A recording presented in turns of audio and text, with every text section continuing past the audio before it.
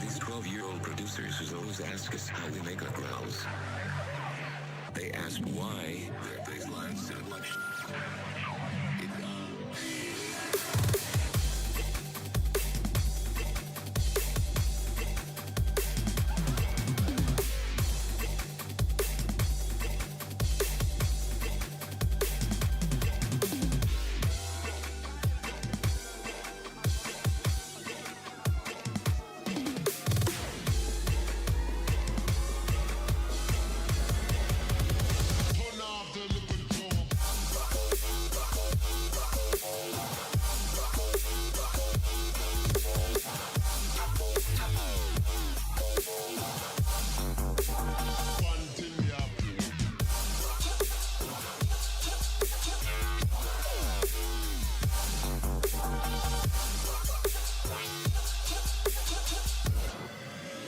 too much modern talk.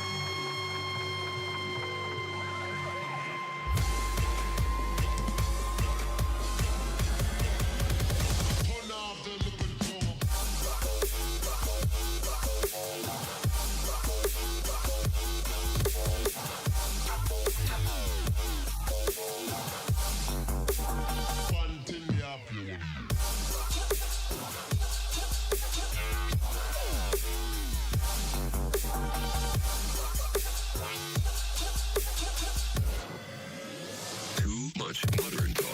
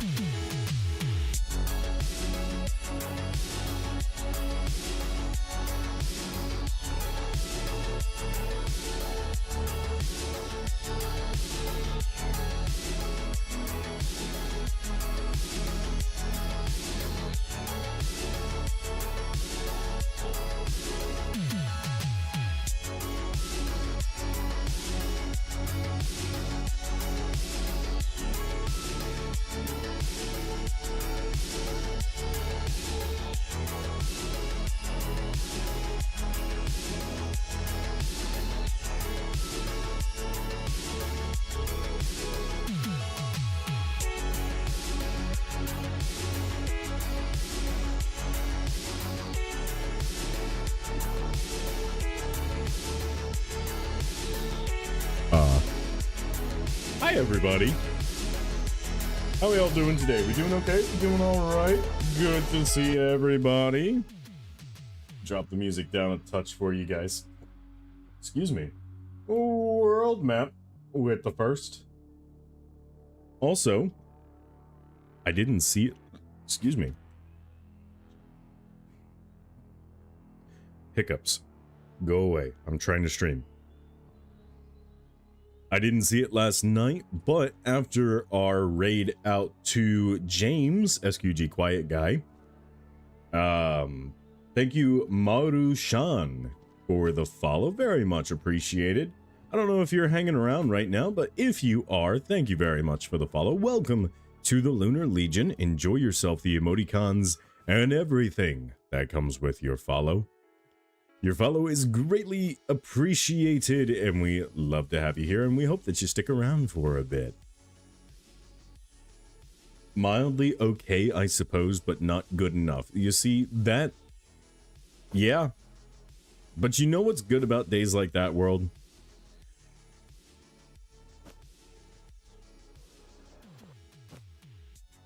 Leave before it's too late. Very fair. You know what's good about having a terrible day, world, is that tomorrow is a new day, and that no matter what, you can have the potential for a good day tomorrow, and that's what matters. But hello everybody, welcome into the stream. Today we are going to be working on some military testing. We've got Toast with us today. And we are going to be working on a bit of a balloon test dummy that we can use for our fighter craft, our gunships, things of that nature. What do you mean you're scared? What, scared? Scared about what? Explain. You? What about me is scary? I'm a fucking teddy bear, bro.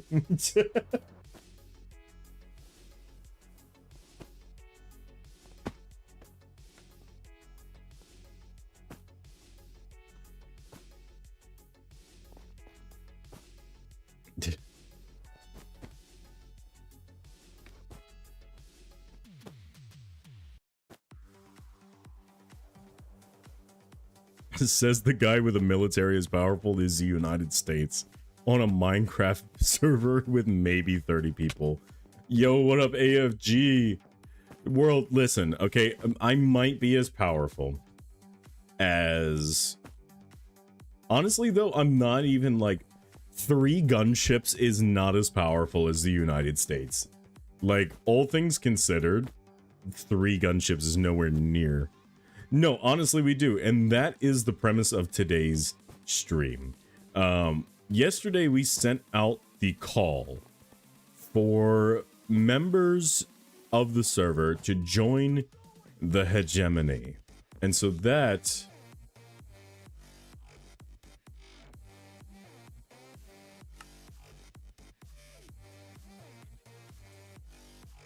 That is, we're hoping...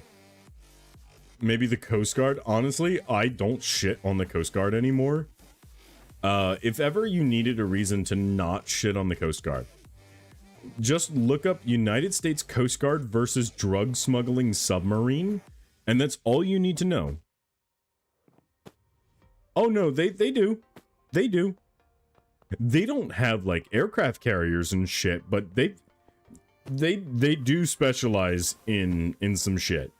Just look up United States Coast Guard versus drug smuggling submarine. Somewhere in all of those videos, you will find that there is a video of a Coast Guard ship that has found one of these submarines. Now, these submarines are made by drug smugglers, and their whole thing is they're going to operate close to the top of the surface because they're diesel powered and dog shit.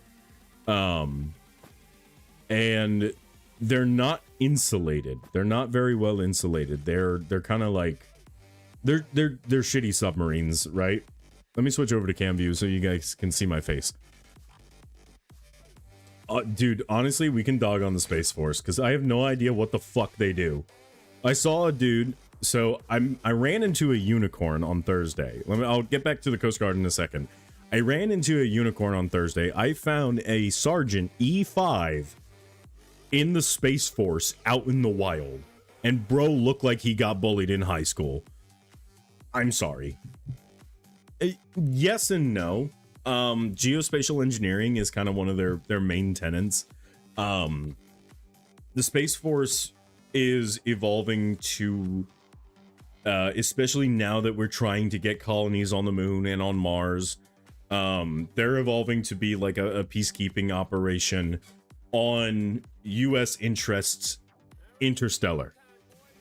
Why they're not a part of the Navy and they're a part of the Air Force, which means they're kind of part of the Army, is beyond me. And the Army does have geospatial engineering and other aerospace type MOSs out there. I don't know why they're just not Department of the Army, but they're Department of the Air Force, which is kind of, it's weird.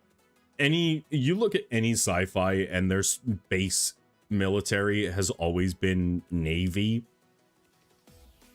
Because Marines in space make sense to people, and honestly, it kind of makes sense to me. Just so long as we can eat crayons in 0G, we're good. Also, cheers, everybody. I'm on my second beer of the night. And this is the strong shit, because apparently that's just what it takes these days.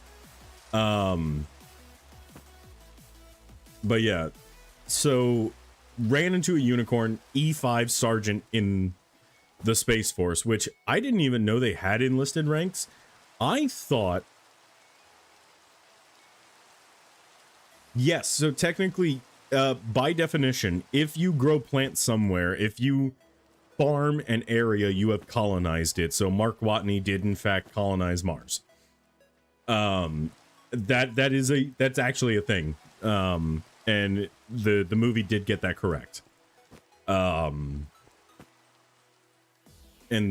you know, when they gave credit to the University of Chicago, that's a little Yes, he survived on a desolate wasteland by farming in his own shit. But yeah, it traditionally in space military, it's always the Navy. So I don't know why the Space Force is under the Air Force, but hey, you know what? I didn't know they had enlisted ranks. They do have enlisted ranks. I have no idea what a Space Force MOS would even entail. I do know they have the hardest name out of any branch. Like, you got soldiers, you got Marines, you got seamen, which is just a really bad name all around. So the Space Force, their people are called Guardians, which is fucking hard as shit, dude. Like, it gives me Halo vibes. Yeah, they're called Guardians. Like, you have, you know, like the junior enlisted airmen. You have a airman E1, airman E2, senior airman. They have Guardians. Don't let that message get out of context. No. Like, bro, the ranks for the Space Force is actually wild. Let me pull those up.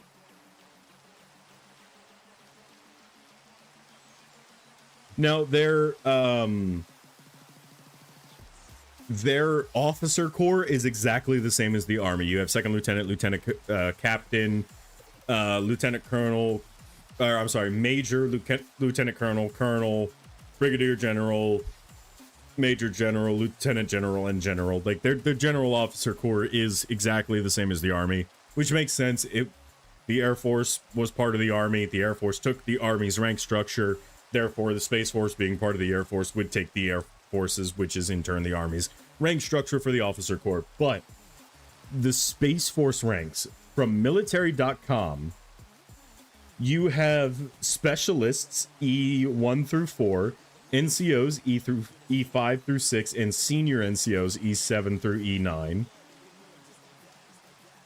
So you have, I'm trying to find it. It's Guardian.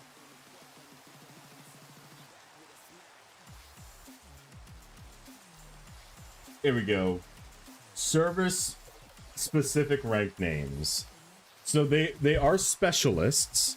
So you have specialist 1, 2, 3, and 4. Which is E1 through 4. Sergeant, Technical Sergeant, Master Sergeant, Senior Master Sergeant, Chief Master Sergeant, and Chief Master Sergeant of the Space Force. But I have seen them called Guardians. And the rank insignia, I swear to God, looks straight out of Star Trek, and I love it. I'm here for it. Chief Master Sergeant could have been Master... No. So Master Chief from Halo is Master Chief Petty Officer. Is the highest NCO rank that you can achieve in the United States Navy is Master Chief Petty Officer. But Chief Specialist or Chief Master Sergeant, yeah. But I've seen them called specialists, and I'm trying to... Their uniform looks like something straight out of... But yeah, this guy was very obviously an E5. He had the like, arrow with the like, circle around it with the 3 chevrons upside down underneath.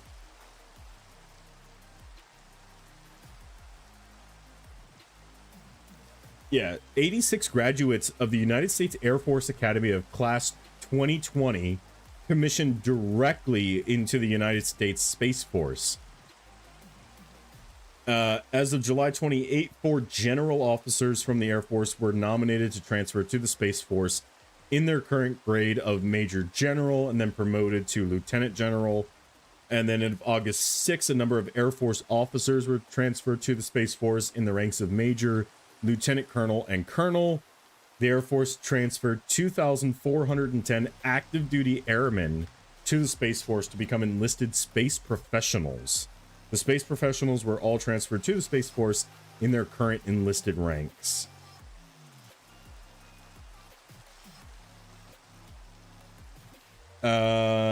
Space Force decided to wait until after the 2021 NDAA was passed, which is the National Defense Authorization Act, which required the Space Force to adopt a rank structure based on that of the United States Navy for its officers and enlisted space professionals.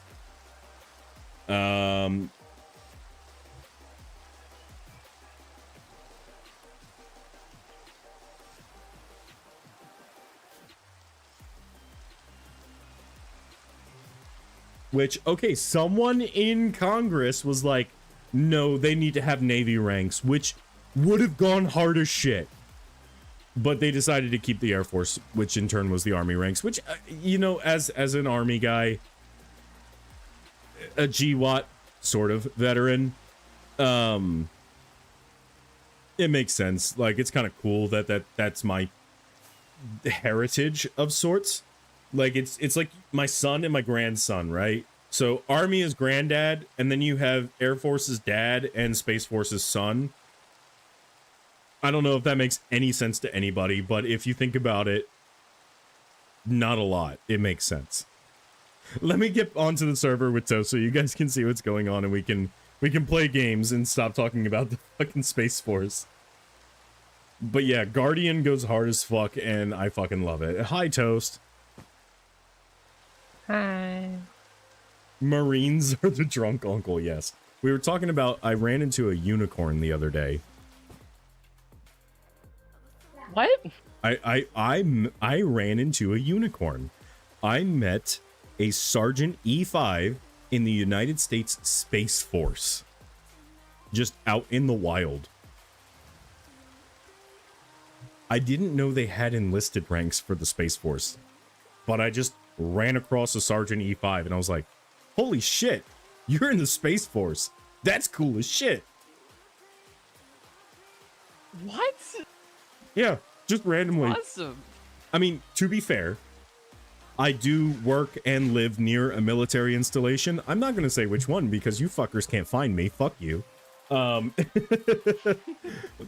I ran Probably for the into best. a guy from the Space Force, and I was like, "That's cool as shit. You look like you got bullied in high school." It's so mean. It's so mean. Listen, coming from an army guy, that a knuckle dragger like me. No, bro looked like he was incredibly smart. Like, you know that look that people that are like so ungodly smart that they don't know what to do with their lives? They just decide, you know what, I'm gonna make missiles for Lockheed Martin or Raytheon. That look, that's what this dude looked like. Like, if you can imagine that in your head, that's what this dude looked like. Kind of. There's a army Green Beret. So this dude is like top tier, like beyond top secret level security clearance, and did some shit in Vietnam that we still don't know about. He was a high school history teacher and looks exactly like what your mind thinks of with a high school history teacher. But he's a Green Beret. And there's pictures of him. Ryan Kelly, if you know who that is on TikTok. He does the, "Hey buddy." So he did one who was like, "Hey United States, the Russians have these guys who do backflips and throw tomahawks. What do you have that scares them? We have this guy. He looks like a high school history teacher, except he knows how to kill you 67 different ways." That's not terrifying at all. Yeah, hang on. I'm gonna see if I can find a picture and I will send it to you.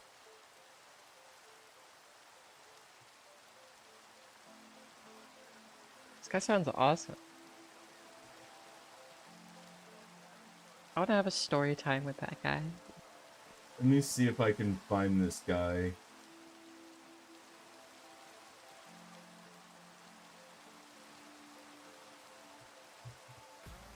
Or he might have been a science teacher. Hold on. Special Forces Science. Yeah! Mike Vinning. Mike Roger Vinning, born August 12, 1950, is a retired sergeant major in the Army who was one of the first members of Delta Force. So I'm sorry, he's not just a Green Beret, he's fucking Delta. Which is... I'm gonna copy this image, and I am gonna send it to you, and tell me this dude does not look the part of a science teacher, but he knows how to kill you in 38 different fashions. That is just a science teacher. Yeah, but he's fucking Delta. Yeah.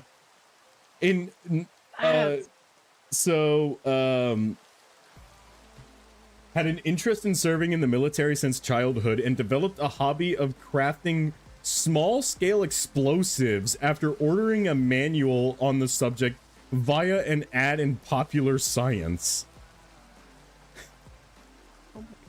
Oh, it's funny as you were mentioning, you know that look.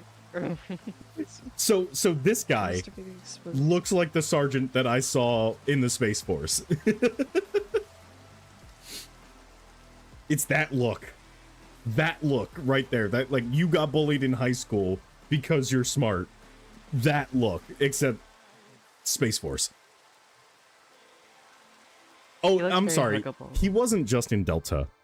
He was an EOD technician in Delta. Explosive Ordnance Disposal. He took apart Keep making this guy bombs. seem cooler and cooler. He took apart bombs in the Vietnam War, Operation Eagle Claw, Operation Urgent Fury, Operation Just Cause, the Gulf War. He has a Legion of Merit and a Bronze Star. He joined the Army. I'm sorry. Okay, hold on. While in Vietnam, he was awarded the Bronze Star for meritorious service in ground operations and EOD duties. After completing his tour in Vietnam, he left the Army and returned home to Michigan. He got a job at a plant that stamped out automotive body parts for Ford, and then became the lead employee on the third shift of the largest press in the plant.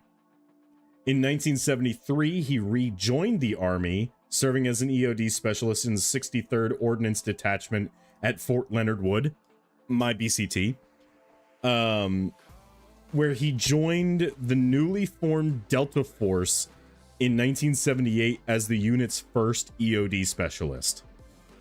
He served in Delta until 1985, taking part in Operation Eagle Claw, Urgent Fury. From 85 to 86, he was assigned to the 176th Ordnance Detachment in Alaska before being brought back to Delta from 86 to 92, taking part in Operation Just Cause, the Gulf War, Operation Uphold Democracy, and serving as a demolitions expert in the 1996 Khobar Towers bombing. He retired from the Army in January of 1999. He has a bachelor's degree of science in sociology. This dude's fucking wild. Anyway, we're building planes. He took a break from the army and then became top of what he was doing and then decided to go back to the army to defuse more bombs. He went back to being an EOD tech. He was like, I miss defusing bombs, where one wrong move and it's suddenly not my problem anymore. Just, you know. There's not enough stress in my life. Right. I'm not doing enough cool guy shit. Hey, I heard they're making this new unit called Delta. It's like the hardest training ever, with like a 99% washout rate. Yeah, I could do that. Oh, they want me to jump out of a perfectly good airplane with nothing wrong with it? Yeah, I could do that. This is the army guy. Yes. Now, well, no. Yes and no. Okay, so he's badass, but he will never reach. Oh my god, I'm gonna actually fucking freak out from not knowing my Audie Murphy. I believe Audie Murphy was part of the army.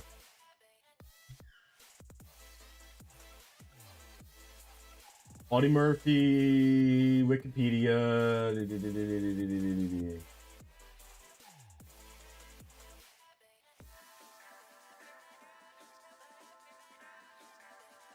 He was in the army. Okay.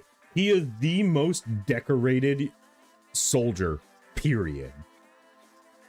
He has... Oh my god, I just looked up an image of him. His shirt is more medals than shirt. Yes. His coat. So, you ready? You ready? I'm gonna... In order of highest to lowest, all right? He has the Medal of Honor, which there's only 2,600 of, period. The Distinguished Service Cross, and they only gave that to him because they stopped giving out more than one Medal of Honor. 2 Silver Stars, 2 Legion of Merit, 2 Bronze Stars, 1 with V device, 3 Purple Hearts, 1 French Legion of Honor, 1 French Croix de Guerre with Silver Star from France, 3 French Croix de Guerre with Palm, 1 Belgian Croix de Guerre with Palm, an Outstanding Civilian Service Medal, and a Texas Legislative Medal of Honor. And that's not even all of them. But yeah, he's like the most decorated American soldier, period. I've been to his grave at Arlington National Cemetery. It's like a 2-hour drive from me.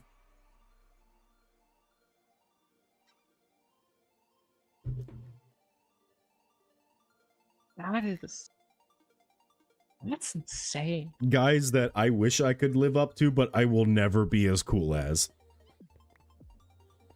Like, you think you're cool, and then you meet this guy. And then there's the guy that was 87 years old hunting Osama bin Laden with an integrally suppressed MP5 SK.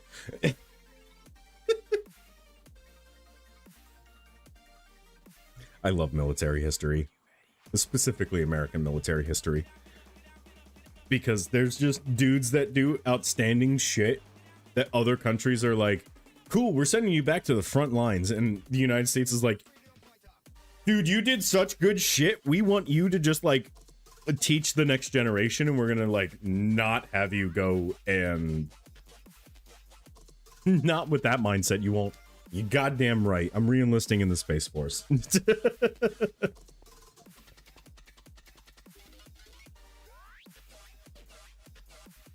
They get done with their service and they're like, you're telling me I could do more? You're telling me I can re-enlist? Hold on. No, I'm too broken to re-enlist.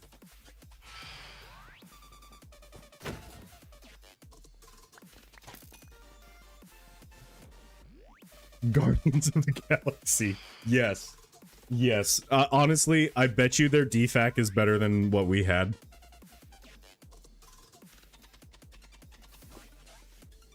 All of the vets know how bad the DFAC food is. Unless you're at an Air Force DFAC, in which case it's good food. Easily, yeah. Yeah. Air Force DFAC is unparalleled.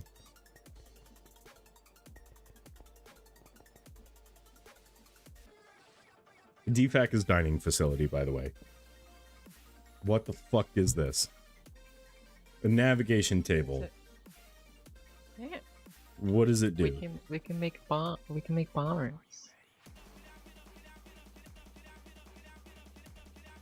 It just needs the destination.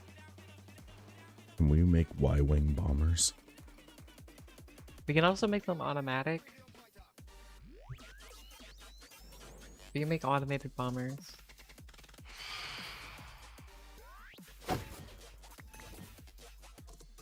The only downside is we need something to load the chunks that they're going to be flying into.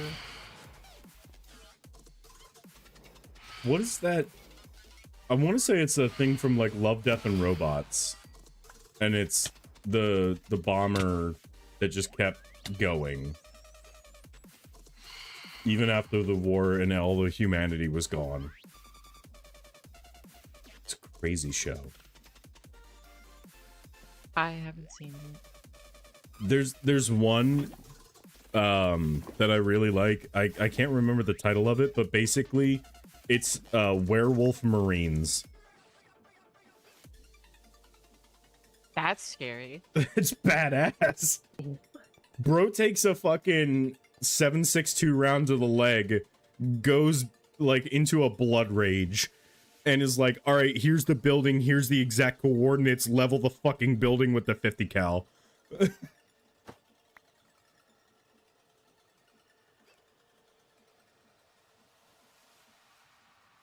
It's actually like, and then Lucky 13 is another really good Love, Death, and the Robots. Futuristic kind of. Oh yeah, no, the clips of it don't do it justice for the whole. It's like a 20-minute short. Each Love, Death, and Robots episode is like a little animated short, but they're so good. Lucky 13 and the one with the fucking Werewolf Marines are like my top two.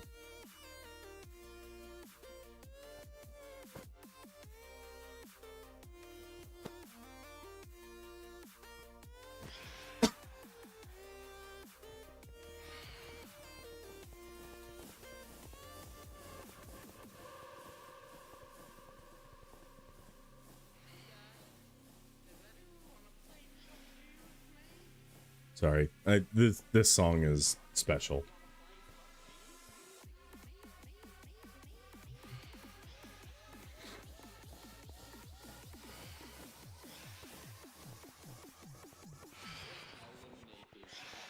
So what is on the docket for building airships and things that we can use to do craziness today?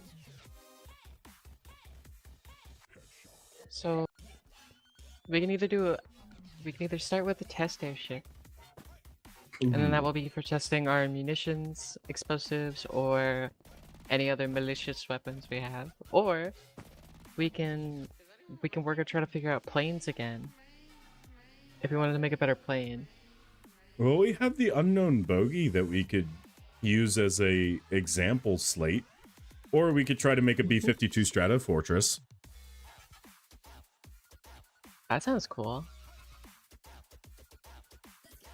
So, a really good video, if any of this has been interesting, the Fat Electrician does really good videos on military history, and my favorite one of the Americans just slapping a fucking 20-inch dong on a table and telling people to look at it has got to be Operation Paul Bunyan.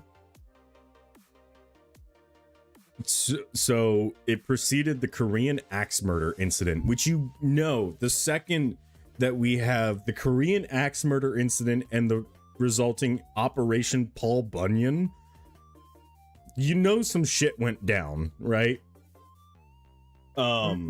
Essentially the United States, in the DMZ between North and South Korea, there is a town, and that town is supposed to be for like prisoner exchanges and peace talks and stuff like that. Well, in the 60s or 70s, one of the two, I can't remember off the top of my head, there was an incident in this town. There was a North Korean general or commanding officer of some variety who was known as the Bulldog because he kept starting fights in the neutral zone in this town. And so there was this 80-foot poplar tree between Checkpoint Bravo and Checkpoint Charlie inside this demilitarized zone. And so the United States and the South Koreans were like, well, that's not good, because if Checkpoint Charlie falls down, there's this bridge. And the bridge is called the Bridge of No Return, because not only when you cross the bridge do you cross the military demarcation line, you also cross the border into North Korea. So it's kind of like, if there's Checkpoint Charlie is at the end of that bridge, and then between Charlie and Bravo is this 80-foot poplar tree. So they could use this tree as concealment to stage a massive army that could break into the demilitarized zone and start a ground invasion of South Korea. So obviously that's a problem. We can't really have that. So the South Koreans were like, well, it's on our side of the border. It's not even like on our side of the demarcation line. It's on our side of the border. And inside the area of this town, we're going to go ahead and cut down this tree. Well, the North Koreans were not happy about this. They were like, well, actually, that tree specifically was planted by Kim Il-sung, the founder of North Korea. And if you cut down that tree, we're going to have to beat you to death. And the South Koreans are like, yeah, I don't care. And they start cutting down the tree. The Bulldog, being the Bulldog, ended up going like, no, you really don't want to cut down that tree. And so he had a pocket watch on him. He takes off his watch, wraps it in his handkerchief, and says in, I'm going to butcher this, I know I am, but in North Korean, he says, chukyo, which means kill. And so his like 30-man crew that he's got with him just start beating the shit out of the Americans and the South Koreans, and he ends up 2 American service members lose their lives in this incident, and so it becomes known as the Korean axe murder incident. The president at the time was President Gerald R. Ford, who was never supposed to be in office. He was never elected at all. So President Nixon, his first VP, was indicted on charges and impeached, and so had to leave the vice presidency, and so Gerald Ford steps in for Richard Nixon as the vice president. Well, then Watergate happens, and Nixon is removed from office, and, well, he steps down. And so Gerald Ford becomes the president of the United States, one of only, like, 2 presidents who has never been elected. Ever. And so and of course, his first act is to pardon Nixon, which pisses everybody off, so he's not going to get reelected. And he knows this going into the Korean axe murder incident. So he's like, all right, well, obviously, we need to let cooler heads prevail. We need to, have a proportional response to the incident. And so what we're going to do to be proportional is we can't. So part of the town, you cannot have weapons inside the town. It's like both North and South Korea agreed that firearms in general are not allowed in this town. So the United States sends in a platoon of guys, 30 athletic alcoholics, armed with 1911s and axe handles. And so now they're not supposed to have these weapons inside of the demilitarized zone, but it's the smallest weapon Uncle Sam has, and we really want to cut down this tree. So we're going to send the guys in with pistols because, we're cutting down this tree, whether you like it or not, and you're not going to kill any more of us.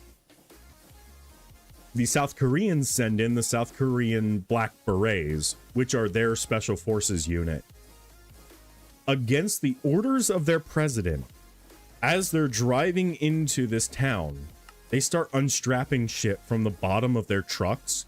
They brought in crew-served machine guns, M16 assault rifles, grenade launchers, and some of them were reported to have Claymore anti-personnel mines strapped to their fucking chests. Huh? Like, these dudes came to party. Okay. Right? This is over a tree, by the way, but this is not the only response that we had. See, we wanted air support as well. The United States is very air support oriented. We've mastered mosaic warfare in where our naval assets, air assets, and ground assets and space assets are all linked together, and we can use those to get a full picture of the battlefield and use them in combination with one another in what we're calling mosaic warfare. So, of course, we're like, all right, well, we need air assets. Because at this point in time, we really don't have space assets because satellites aren't really a thing yet. We just put a man on the moon. It's whatever. So we're like, all right, well, we're going to get 7 Cobra attack helicopters to provide escort for 7 Huey utility helicopters, because it wouldn't be proportional to have 7 Huey utility helicopters with a company, about 90 to 120 guys, armed with machine guns, flying overhead. They need a security escort, obviously, so we're going to have these attack helicopters providing security escort for the utility helicopters with all of our guys on them, just in case the guys on the ground need help. They're just going to be flying around. They're going to be doing circles around the area, just in case. But see, it wouldn't be proportional if we didn't have a fighter escort for our helicopters, providing escort for our utility helicopters, providing escort for our ground units. So we're going to have a flight wing of F4 Phantoms, one of the fastest aircraft that we had at the time because the F-15 hadn't come out yet. Plus So a bunch of J4s that just got in from Okinawa.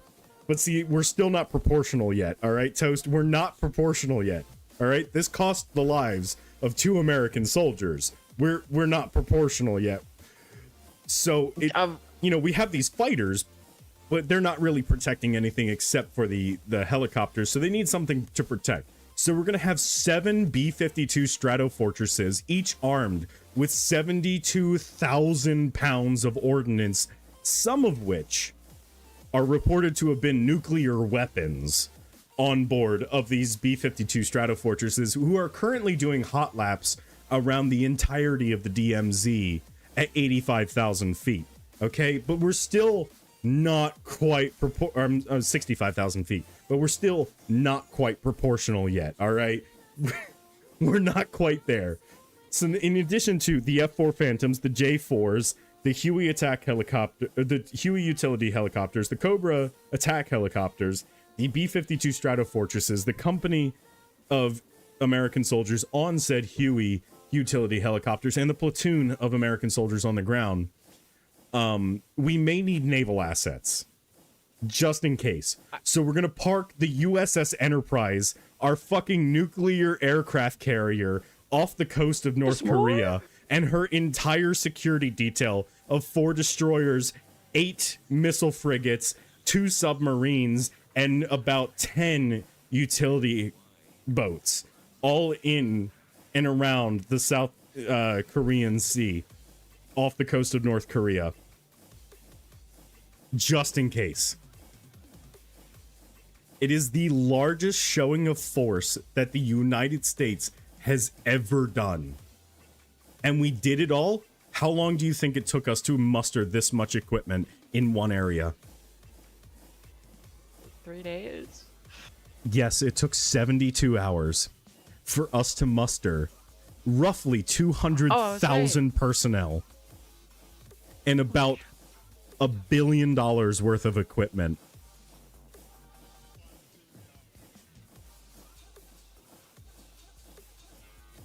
Because of an 80-foot poplar tree.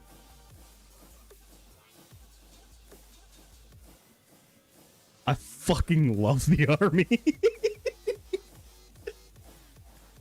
I'm so glad they're on our side. Like, that is so petty and I love it. Yes. Like, we lost a major and a captain because those were officers that were there that got killed. And when you kill the officers, in most modern militaries, aside from the United States, the officer is there to provide orders to non-commissioned officers are really a thing only in the United States. Some other countries kind of do this, but they're there to provide orders directly, and the average soldier does not think for themselves in most militaries. Officer tells you what to do, and you just do it. In the United States military, the officer is there to make sure the ground pounders and knuckle draggers like me don't break the Geneva Conventions. So when you kill the officer, you've basically taken the wild dog off of its leash. And you killed 2 of our officers, so the USS Enterprise is just going to be parked off your coast real quick. Oh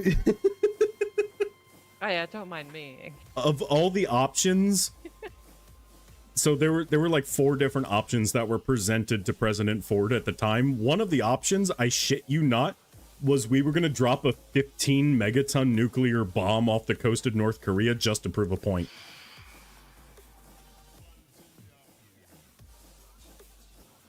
What? Yeah, that was one of the options that was put on the table. We didn't do that, thankfully, because we would have had another Castle Bravo incident. But yeah, we were just like, we could. We have one. We actually have a couple thousand of them, but we have one that we could just use real quick just to prove a point. But we also didn't want to kick off World War III in the 1970s. Because we were well and truly into the Cold War at that point.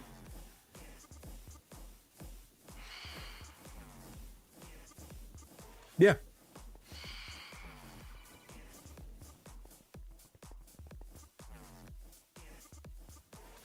Watch the Fat Electrician's video on Operation Paul Bunyan. It is such a good video.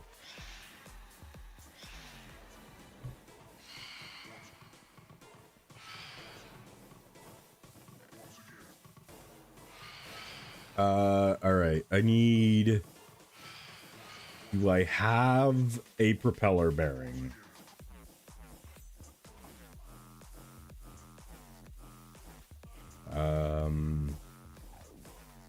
I should. Yes, I do.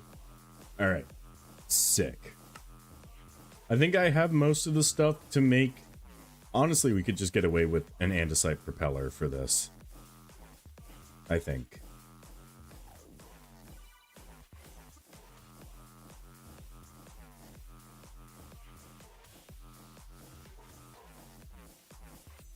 I really don't want to use transmissions or anything.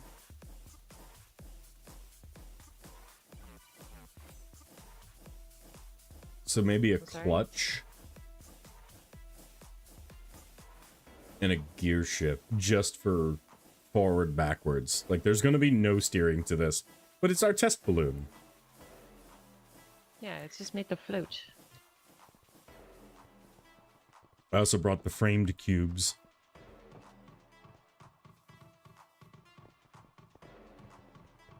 Meow. No. All right, I'm thinking this, right? Mm-hmm. I've got some portable engines. I've actually got quite a number of portable engines. Yeah, you know what, that'll work. And then let's go clutch with propeller. Well, that ain't right.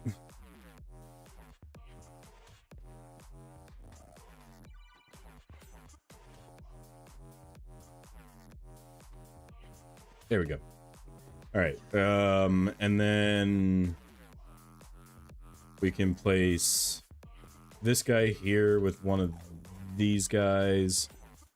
We're gonna need one more block. A block here, this here, that there. I don't know if this is gonna bump power. It might, but we can put the lever on the side. That's fine. Mm-hmm.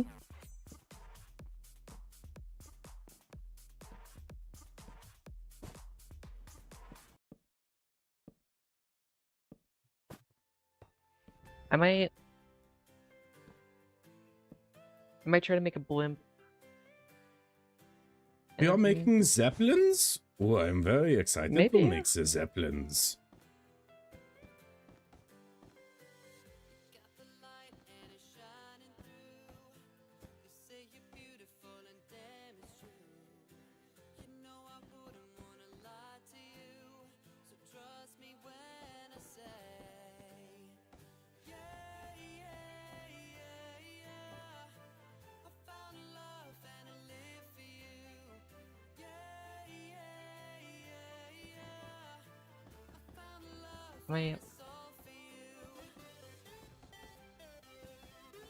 I might call our weapons expert and see if I can have them prepare a ship.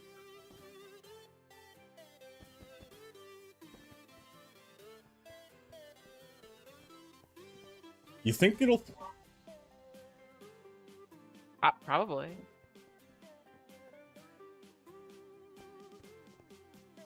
Alright, let me grab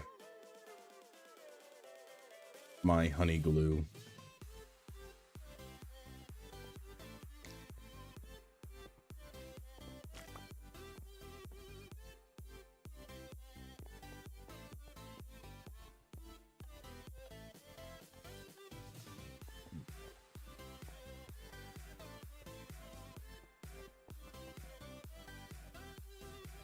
And then I should have a physics assembler on me. Ta-da. Ah. Would you like to do the honors?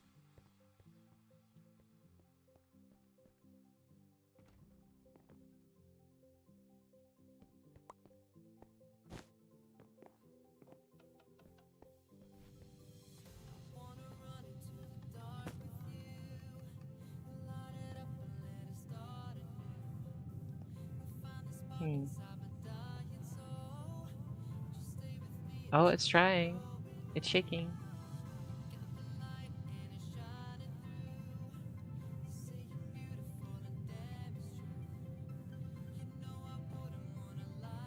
We might need a bigger balloon.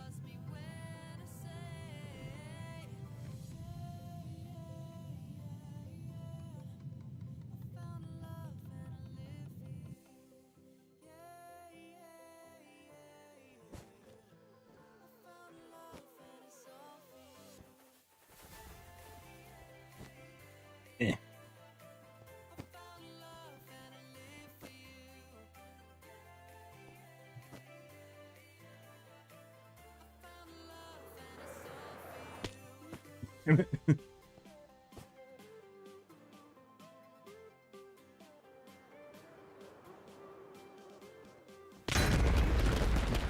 Bye. Oh, my kitty slipper saved me.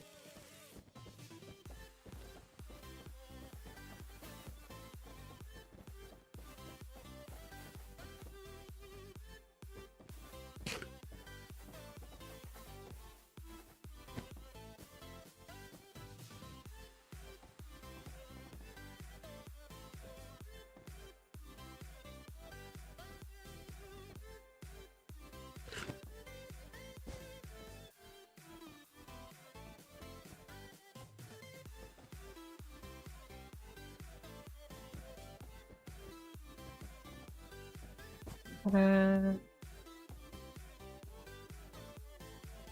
You know what? It doesn't have to be pretty. It just has to work.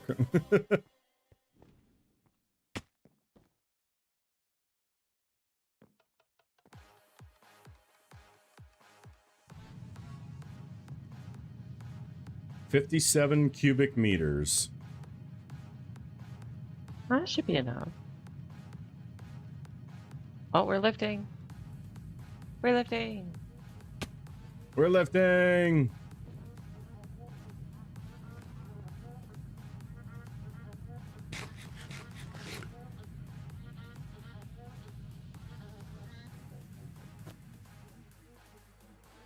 All right. LAAT.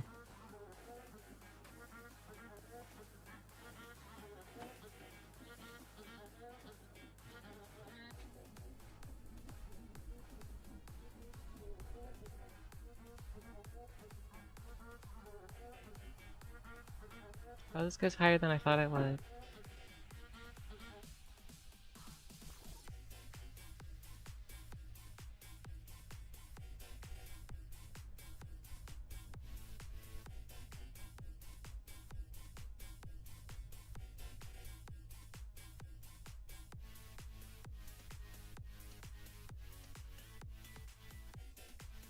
Ready for volley one?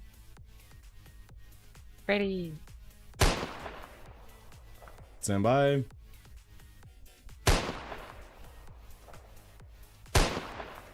It's just missing the top of it. Oh. Gotta hit. Oh, there goes. It's slowly descending.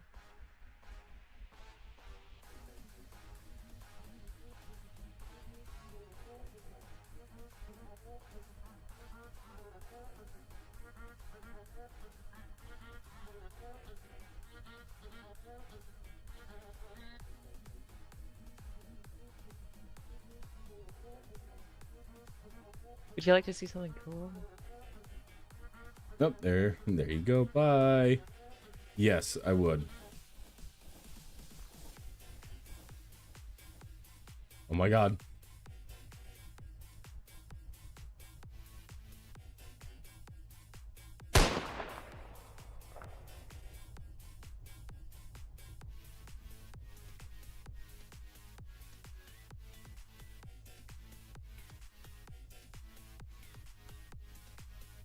There you go.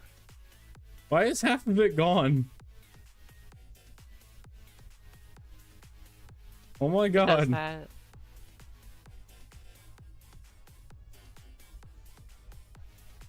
So good news, I don't think there's a size too small that'll survive this.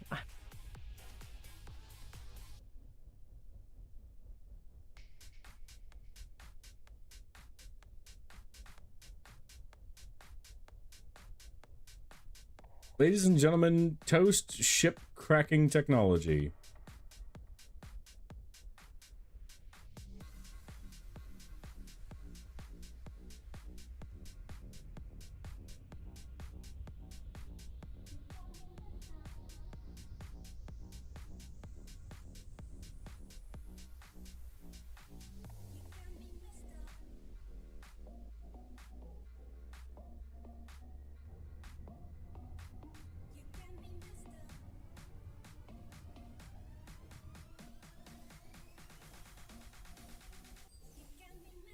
Oh my god, the fences look so bad.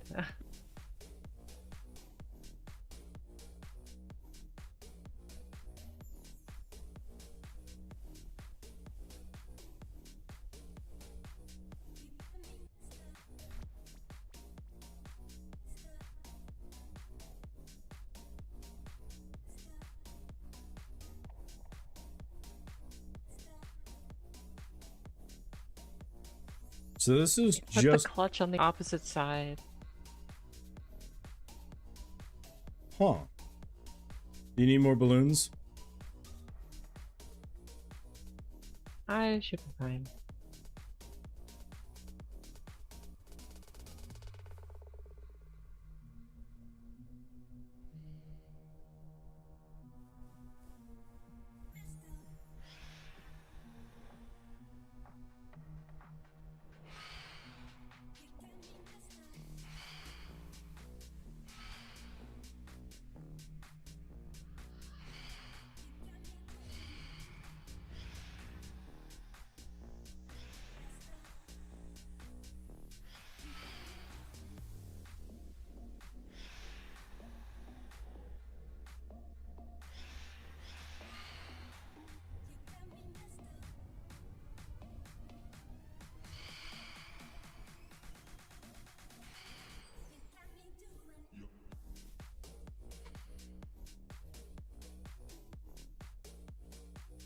Welcome back, world. So, ship cracking technology, huh? Mm-hmm. I am... Do we have the materials to build another retribution? Possibly. Because I do want to test it on a more complex ship. I haven't actually got to test it all that much. Hold on, I gotta...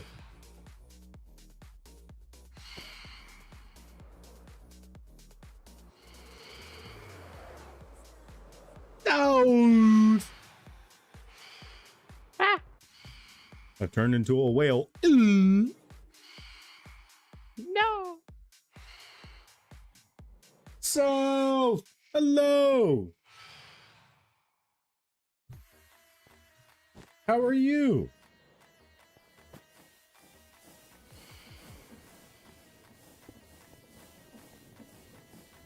Guy learns how to fly a helicopter gone wrong.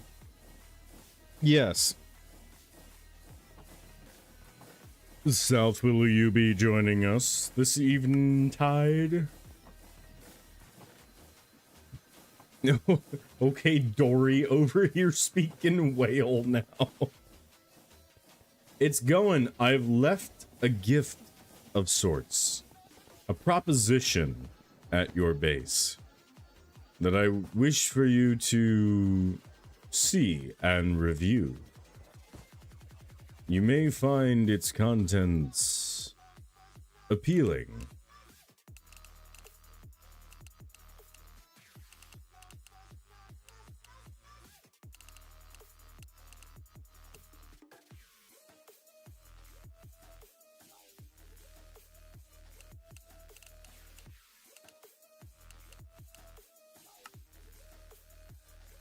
Oh, is that the banners? An ultimatum. I don't know if necessarily when you want to say it's an ultimatum. It is your choice if you wish to partake. That is the great and glorious thing about what we offer. It is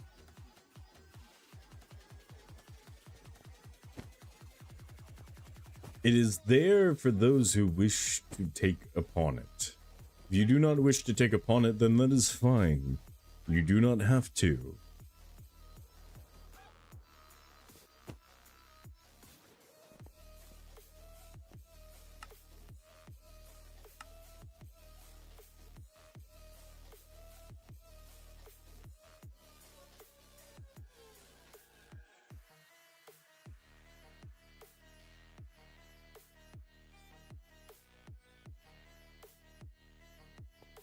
All right. I have a lot of what we need. And then we're going to need a lot more. What are we For missing? ship cracking. Do you want just the shell or do you want like the whole kit and caboodle? Oh, there goes Toast. Either is fine. Uh-oh. We might crash. Not the deliverance! We're good. I'm not good. I clicked the balloon. Uh-oh.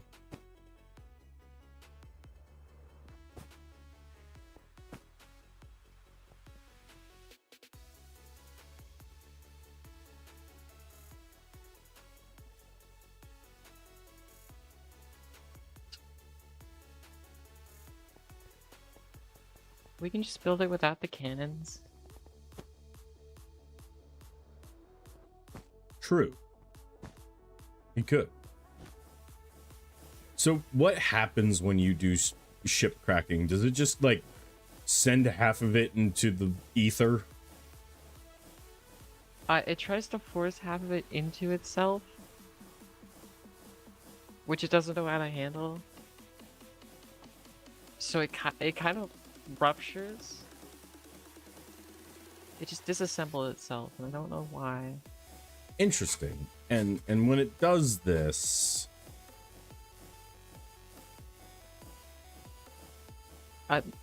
Blocks do get deleted.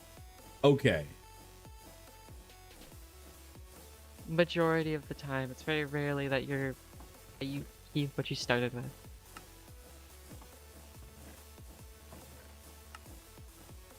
Interesting. Very interesting.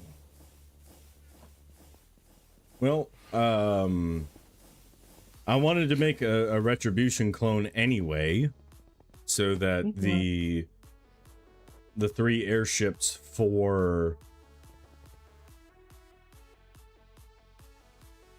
Oh, do you have the materials on you? I have a lot of them. Oh. A lot of red envelopes. I think I have a bunch of green wool. I think I've got a sheep set up for that.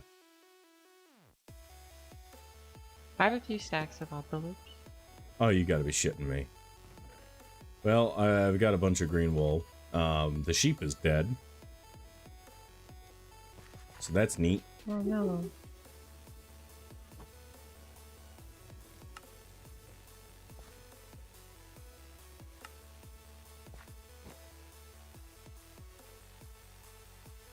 I'm on my way. Alright.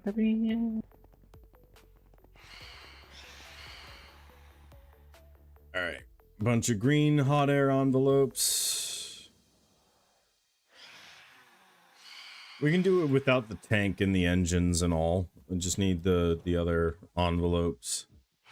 Black envelopes, stained glass, a bunch of copycat stuff. Gyroscopic bearing we really don't want to do just yet. Definitely not the levitite. I don't want to see that get yeeted. No.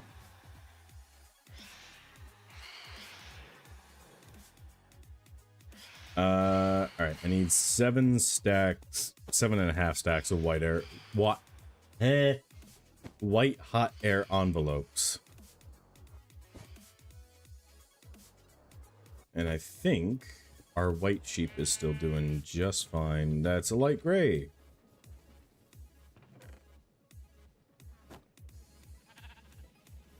I may have the white. Whoa.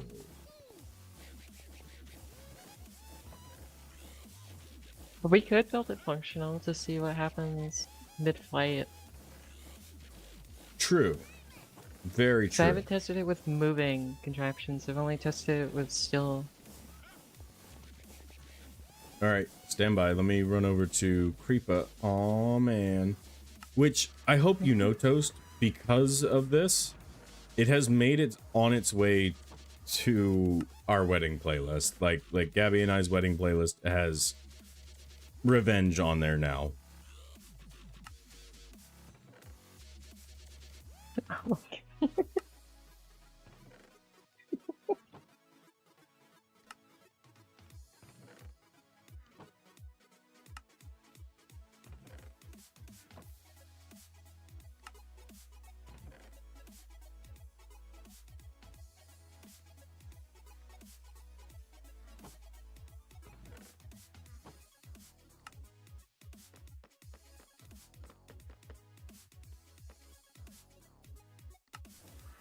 We may be okay.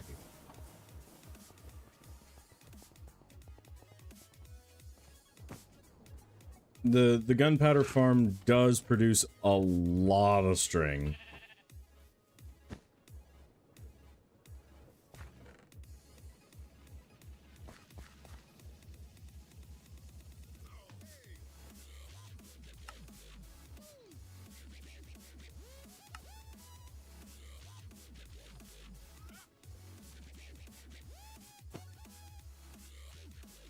All right, 8 stacks of envelopes on the way.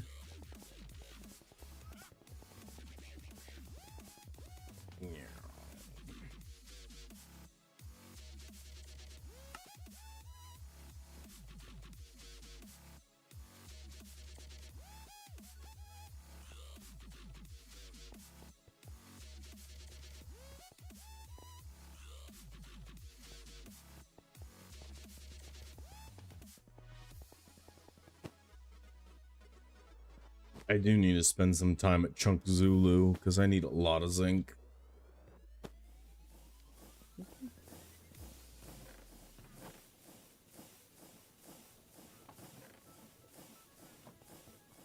Once you get the materials, let me know. And I'd like to get another bag. But I do have to go in a second. For like an hour. Okay. I should be on still. I think I'm going to go till close to 10 o'clock tonight. It's 7:20 right now. Yeah. I know later this week I wanna contact our weapons experts and ask them about using the navigation table for automatic planes. I like it. Because I think that'd be cool.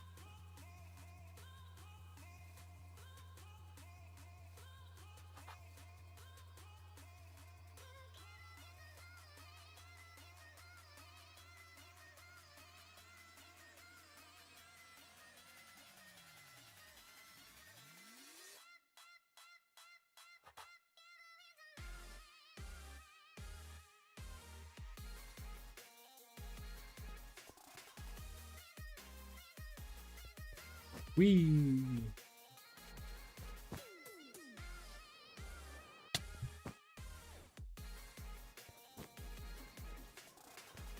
The only pad that's not set up for refueling right now is pad 2-1, which is for the carrier gunship. All the other pads are set up for refueling. So we can do a gunship for testing and do a gunship for like actual use.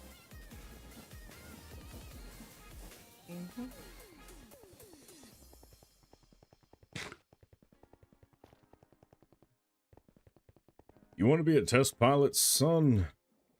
I do very much like to be a test pilot. What does it entail? Well, sir, what we're going to do is we're going to strap you to what amounts to a bomb. And then Sign me up. we're going to have that bomb cut itself in half real quick. All right? And when the bomb cuts itself in half, you are going to be on it.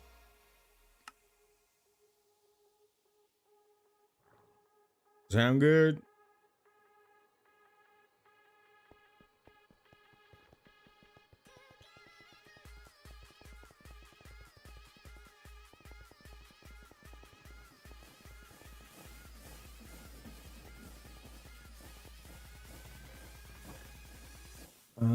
I know I have directional gear shifts. I had a bunch of them. Yes.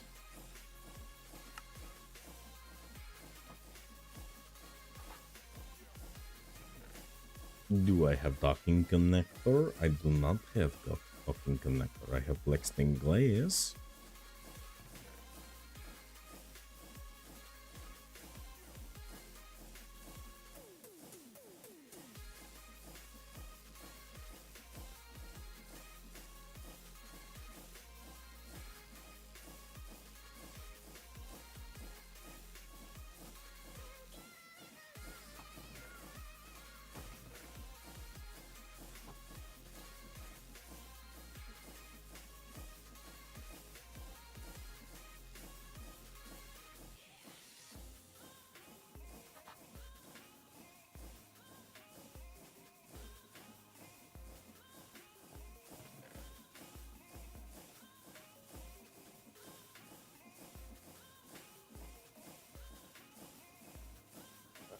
Let me go drop off what I've got. Gear shifts, propellers, stuff like that.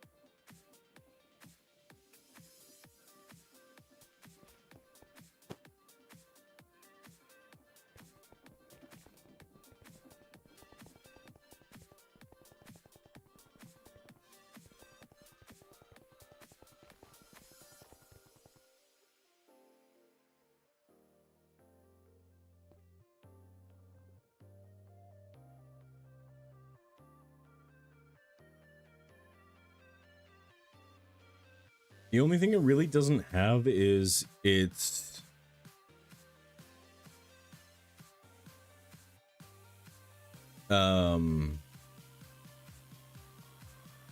like internal components. That's the only thing it really doesn't have.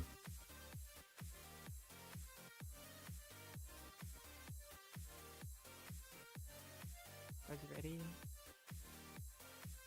I mean, it won't fly just yet. That's...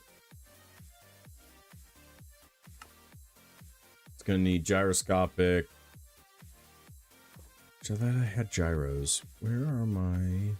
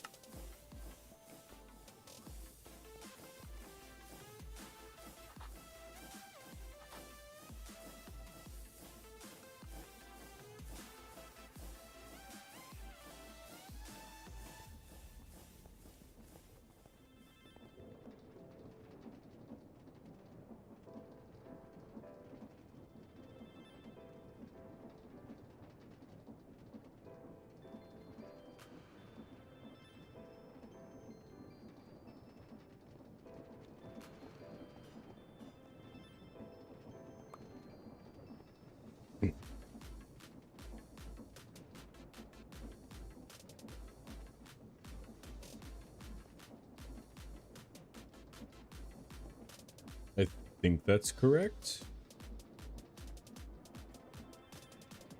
I did it. I'm smart.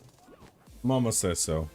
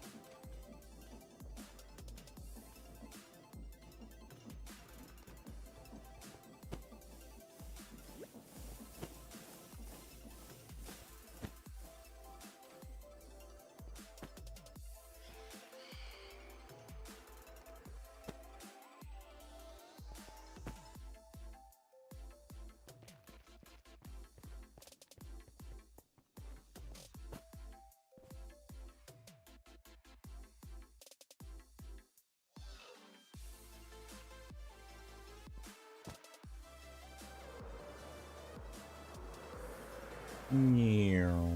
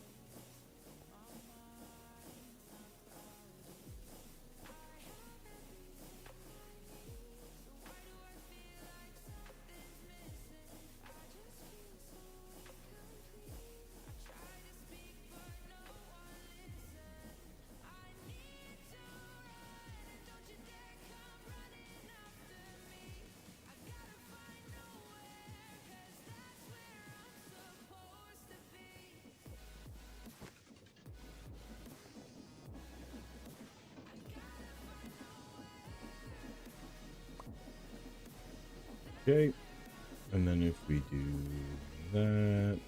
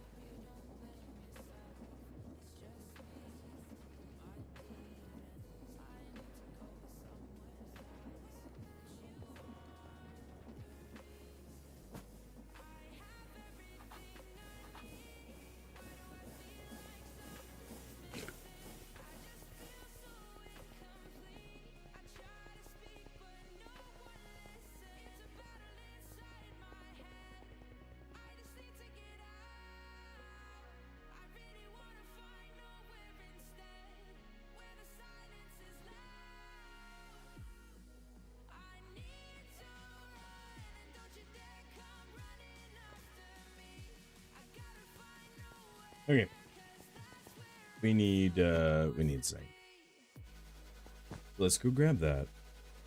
Oh, Chunk Zulu.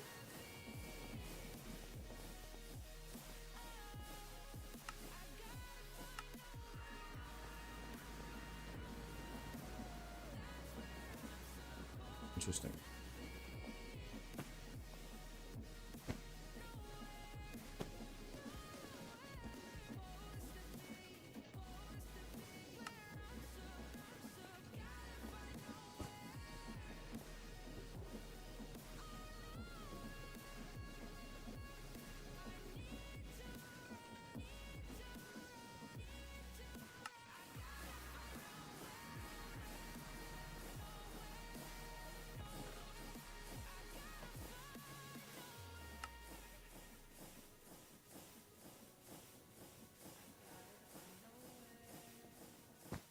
Eh? How am I out of iron?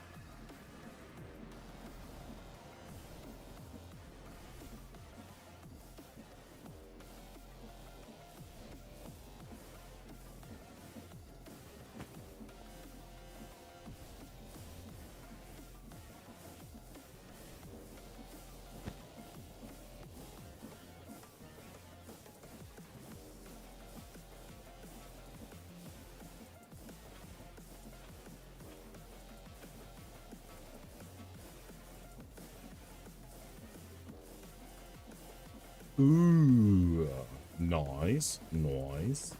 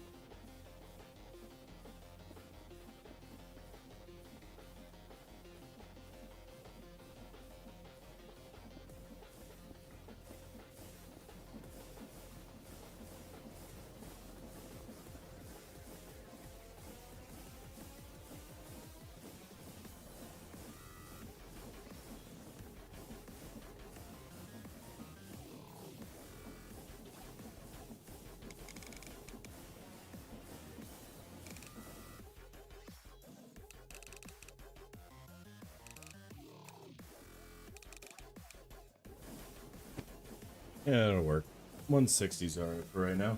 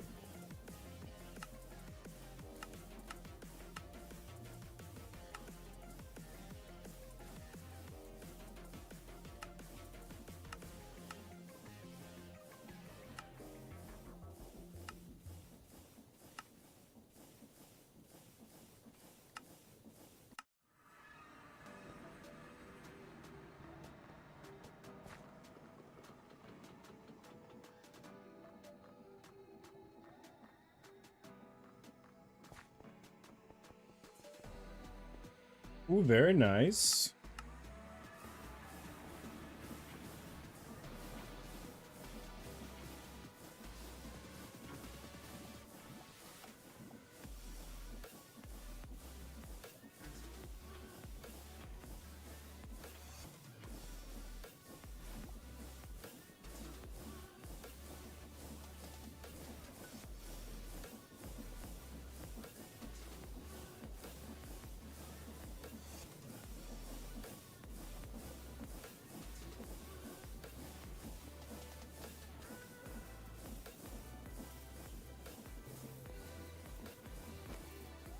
All right. Let that run for a minute. So how you guys doing today? Let's see, Minnie is doing a D&D campaign. South is boiling because UK temps. World is doing world map things. Tired? Yeah. Yeah, me too. I'm there. It's been a long day. I got up at about 6 o'clock this morning and just clusterfuck after clusterfuck. It took me 2.5 hours to get down to the terminal that I was working at today. I had to wait on one of my coworkers, so he got there at about 7. So I woke up at 6, got to the lab at 7, left out of the lab at 7:15, got down to the terminal at 9:45, left Virginia at 11:15, got back up to Maryland in like 45 minutes because traffic sucks in the morning in the DC Metro corridor. Had lunch, dropped off samples, had to deal with the fact that one of my coworkers is just not on the program with anything that we're doing right now, and it's aggravating because it feels like it looks bad on me, even though everyone's like, no, it doesn't look bad at you, even though I'm the one who's supposed to be training everybody on how to use this new computer system. And then, so we get that done. I'm starting to write a procedure list for the new computer system that we are using. And then find out one of my complaints ended up being a failure at the tank, which could, depending upon when the complainant launched their complaint, if time frames lined up properly, they very well could have received bad fuel. So that sucks. Tomorrow we are getting a new inspector. I have to go write the stop sale notice for the bad station. Tell them, hey, you can't sell this fuel because it's bad. And hope that they listen. Come back to the lab. I'm sorry. I have to get an oil change first, then drive down to the stop sale location, then drive back to the lab. So I'm going to be looking at an hour and a half of driving at minimum tomorrow. Drive back to the lab, stay at the lab, and write out this procedure list again. Then wait for the new inspector to get there. Let him know what's going on Thursday, because he's coming down with me to Virginia again. Because I have 6 terminals that I got to do. I do 3 on Tuesday, 3 on Thursday. He's coming down with me Thursday, so that's going to be another 2.5 hour drive down. To be down there till about 12:45, to then drive an hour and change back up to the lab. And then Friday starts his actual, like, full-on training, and I have to train him. Now, he's a former city police officer. He was a sergeant. So he knows what's going on. He knows how to not be an idiot. So we should be fine. But, you know, there's always that slight risk. I doubt it's going to happen with him. I think he's going to be fine. But, you know, you never know until you know, you know?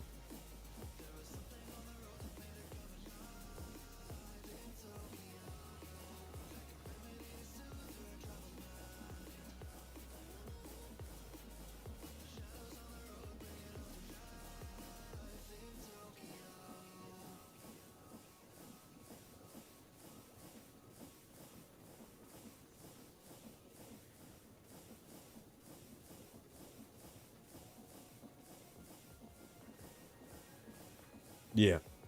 It's going to be a long week, and then he's going to be with me for about 3 weeks total. For training with me, and then he's going to go to one of my coworkers who's...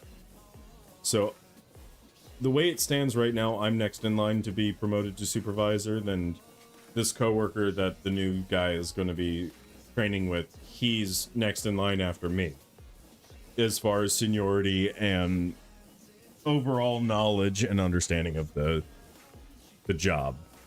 So he's going to be with him for like 2 weeks, and then he's going to go with his supervisor for a day or two just to make sure that she's confident that he can do what he needs to do. And then we'll be hopefully getting him doing his own thing. It's a long process to get to where we need to be.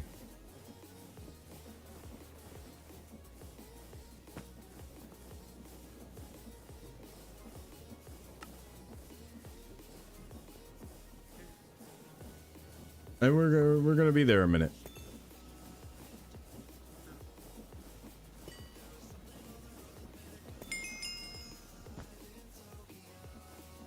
I mean, we're getting there. We'll be all right.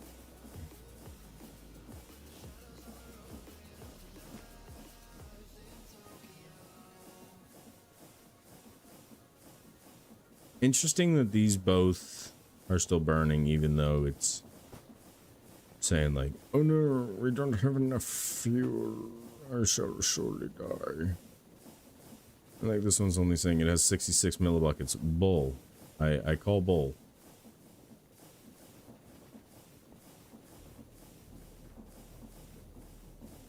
Yeah, so now we're pulling a stack at a time, and yeah, we're good.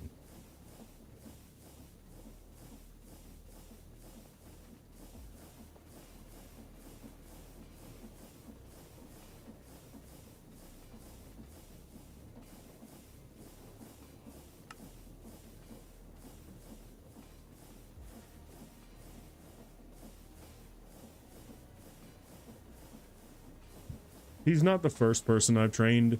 I've trained 4 inspectors so far. I know what I'm doing, and I know my job. I would not have been chosen to be the one to train him if I did not know my job. I would not have been named by the inspector in charge the next guy to be promoted if I didn't know what was going on and I didn't know my job. So, you know, there is that. I know my job. I know what is expected of me. I know what is expected of any inspector under my tutelage. We'll be fine. We'll be all right. I mean, I'm always going to be worried because it can reflect positively or negatively on me, dependent upon, you know, how they perform. I doubt it will ever get to that point where, you know, it's, hey, we don't think you're doing a good job based off of the performance of the inspectors that you have trained. I highly doubt it'll ever get to that point. But, you know, it's always a small part of me is worried about it. I shouldn't be worried. No, I've been told by our supervision that, like, you're good, you know. But, you know, fears of inadequacy are always bound to be present, whether you're doing my job or any job for that matter.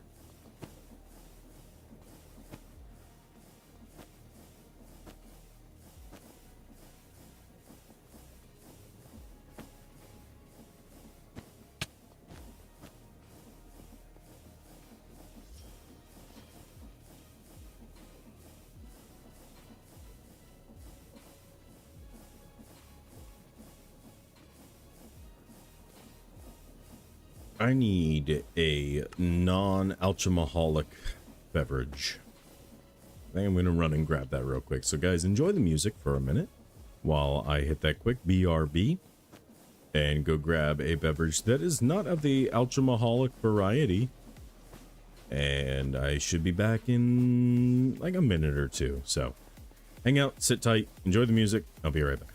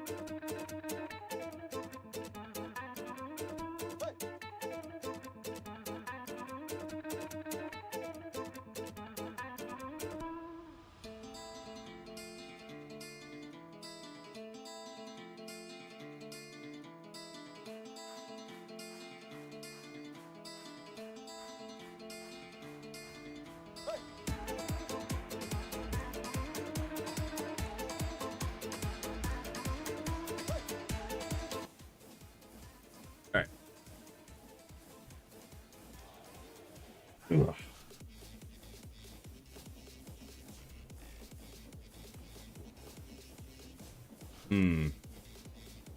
That is always a conundrum. It's like I want to go EP, but also EP makes me miss what I need to do.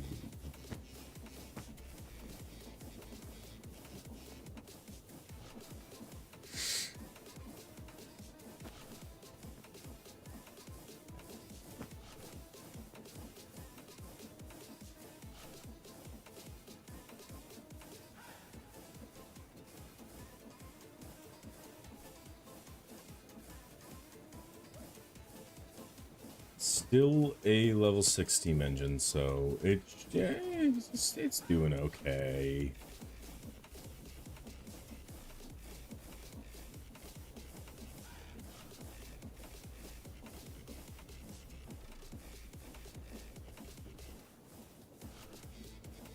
That should be enough zinc for us for right now. I will probably be AFKing this tonight, upgrading these to like diamond chests with upgrades and stuff.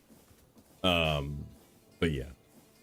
Hegemony headquarters and banners of hearts and stuff, which looks really cool. Field Mason Lodge and Red Globe.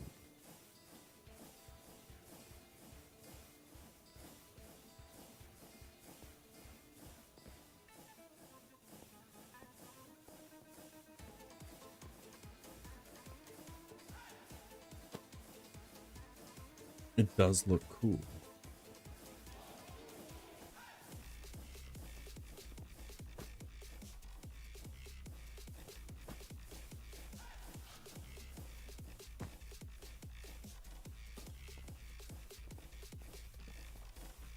Just gonna I'm just gonna put those right there like that. All right, we should have all the zinc we need to make all of the copycats and stuff that we need. So, first things first, I am in fact the realist. We need 3 stacks and 22 copycat stairs.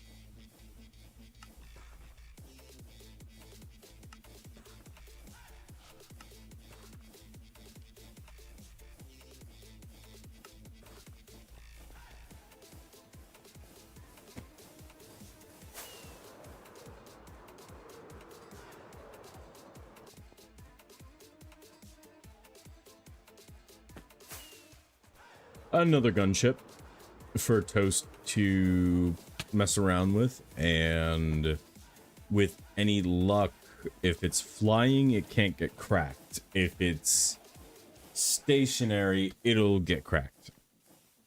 That is the current understanding of that. 3.5 stacks plus 2 of copycat slabs. 2,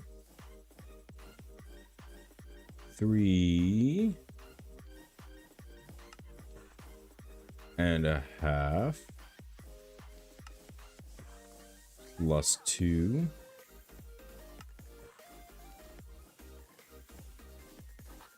copycat layers.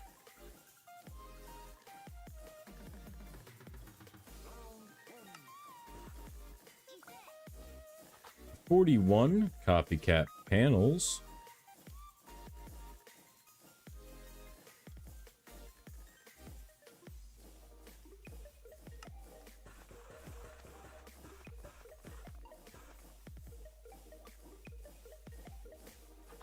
$16 copycat slope layers. Drop these off. Yeah, so Toast has developed ship cracking technology in that we can split a ship in half. And no, we do not mean that in the Section McCall way. We mean that in the physical, like it's getting ripped in half. 2 copycat trapdoors.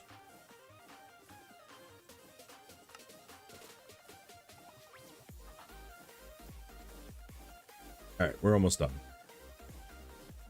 I want this to be at least most of the way built, and then worst case scenario, we can fix that if it breaks a little bit, which is fine.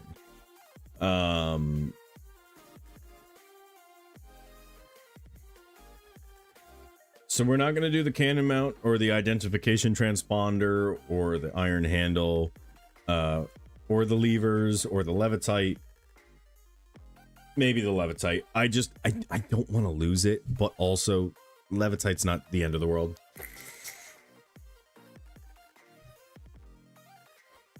Vortex, the one. Lemons are not naturally occurring. A lemon is a crossbreed from a bitter orange and a citron. So life never gave us lemons. Shut up. I'm reading. So life never gave us lemons. We invented them. So saying when life gives you lemons, make lemonade is false. Yes, indeed. Indeed, Vortex. Also, did you follow Vortex and I don't see the follow? What? Hold on. Hello, Vortex. Welcome in. I'm gonna have to look.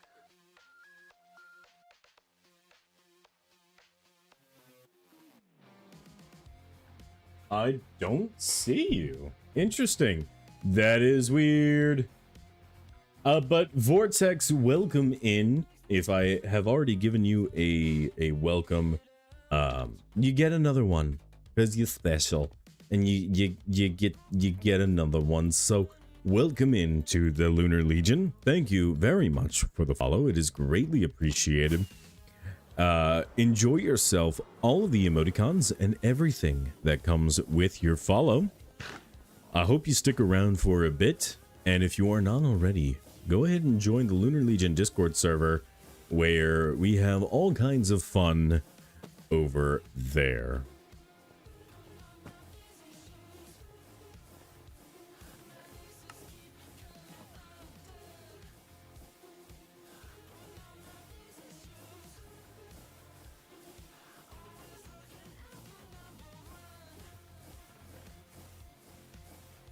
Am I going to have to make another big chunk of levitite? More than likely, unfortunately. Unfortunate, Mr. Potter.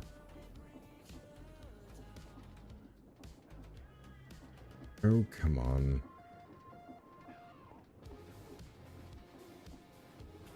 There we go. Endstone powder.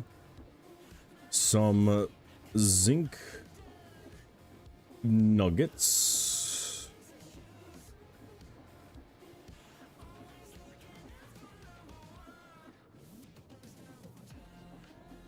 And some water. And a little bit of our biomass.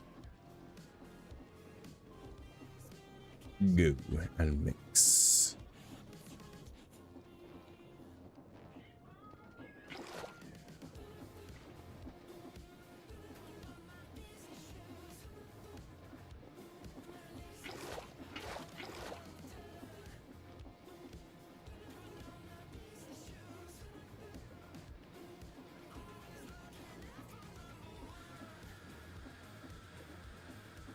I hope my players can't see my actor list because they may be able, or maybe will think I prepared an ancient red dragon for our session. Interesting.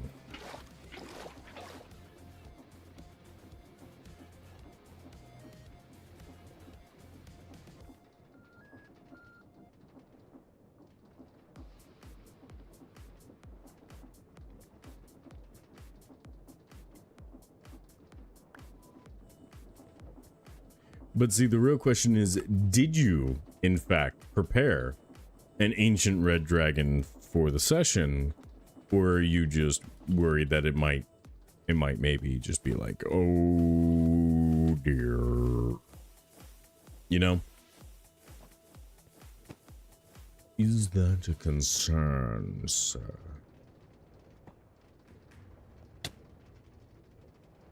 Ow, how did I lose 2.5 hearts from jumping? Alright, levitite acquired. 3 light gray seats.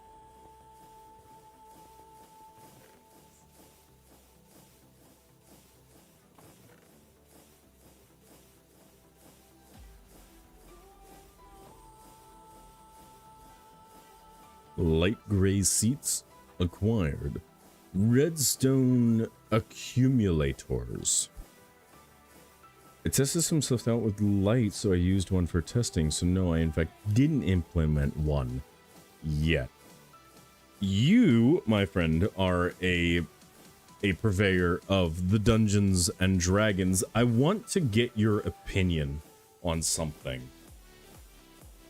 I have made a dwarf rogue character who think heavier set noir detective 1950s-esque, like Louisiana, like those old noir detectives. She was tall, 16 fingers, far too many fingers for a lady. You know, that you know, smooth jazz going in the background kind of thing. So, dwarf rogue with the criminal underworld background, because he's a disgraced detective.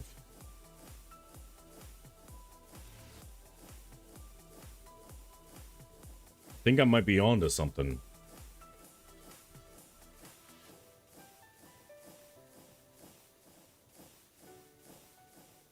But I, of course, would like thoughts and opinions on such.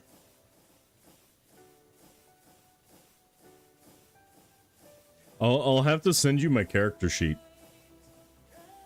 Let me see here.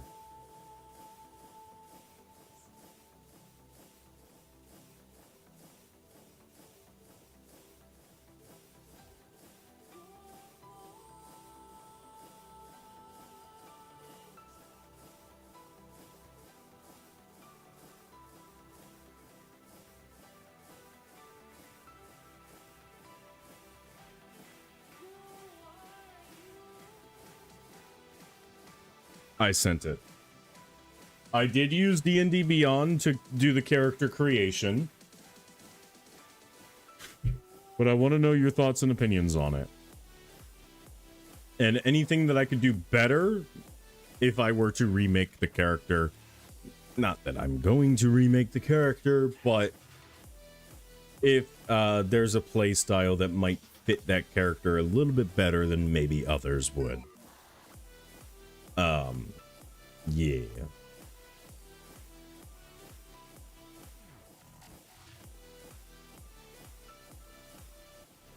Fuck it,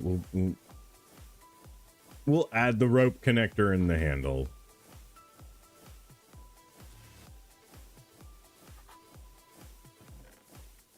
It needs a redstone torch, of which I don't have any. So make a one. I can't recall off the top of my head. I think I did point by and just tried to like balance it as best as possible.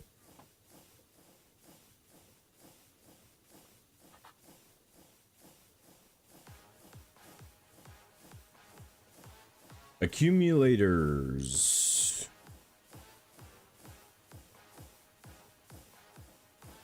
Polished rose quartz, brass sheets, redstone torch, and redstone dust. 3 stone. Those are item filters for storage. 3. 6. Torch. 2. 2. 2. And that should be 2 accumulators. Check. 14 links.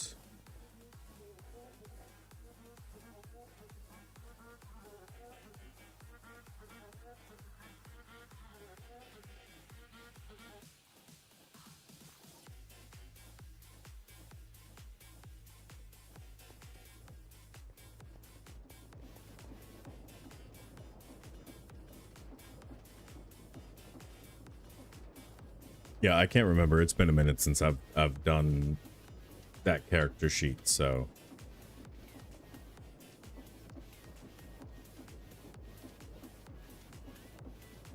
this is only 12. Fuck.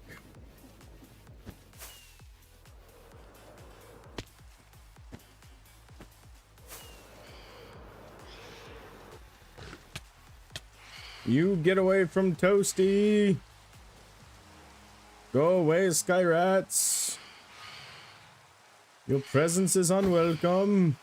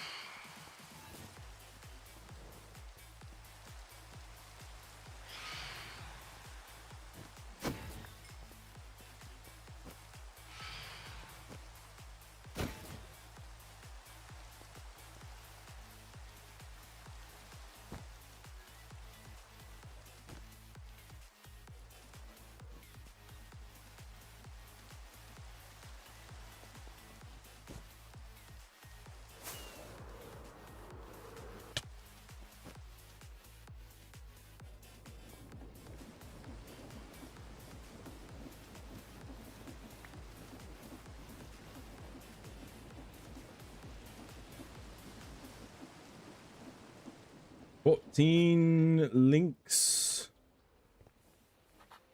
6 solid burners.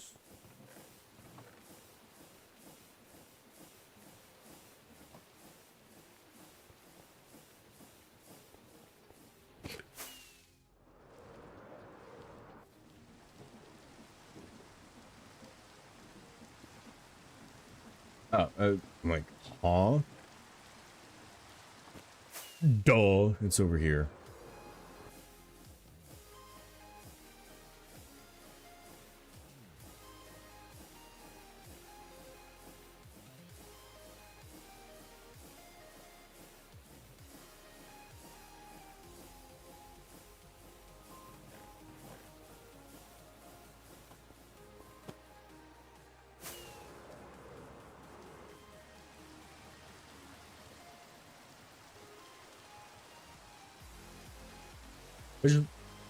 What's your opinion on the character?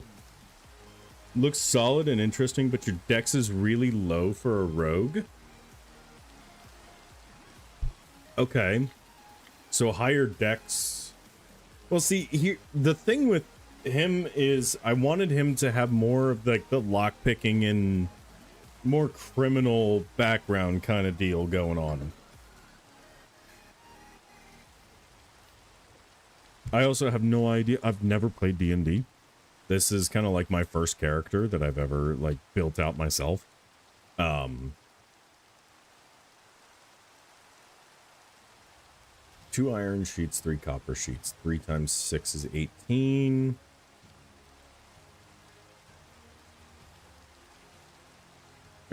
Yeah, 18. And 12.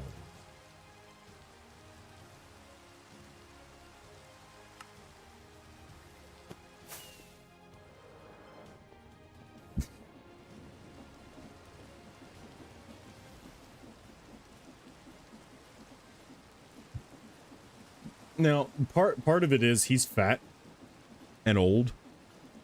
He's an old dwarf. Former town guard, disgraced because his partner died. You know, standard character background for D&D. Lockpicking and pickpocketing. Okay. 25 symmetrical sails. I don't know how much pickpocketing I would do. I would do a lot more with lockpicking than pickpocketing. And I don't know, because part of it is he used his lockpicking like in his background. So I'm hoping that the DM would, I gain a dread against the DM. I feel like he would probably be like, yeah, you can get a proficiency bonus on your lockpicking. Just that, though. Out of everything, lockpicking proficiency bonus based off of background. Nothing else.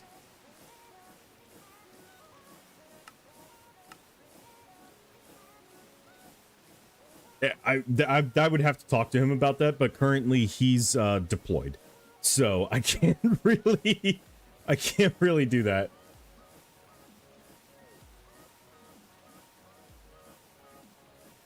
I can't really talk to him about it.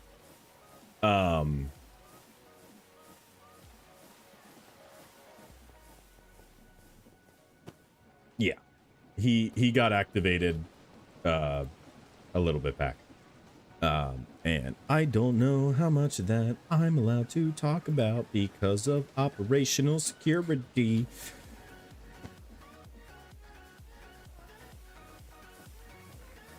I probably shouldn't be saying anything else so that I don't get him fucking killed.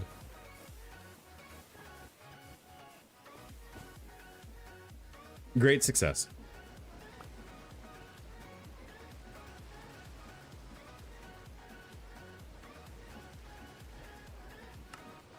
Operational security and how not to get your battle buddy killed. All right, I'll do the thrusters in a minute. This should be everything that we need, minus some, like, small things, buttons, lights, stuff like that.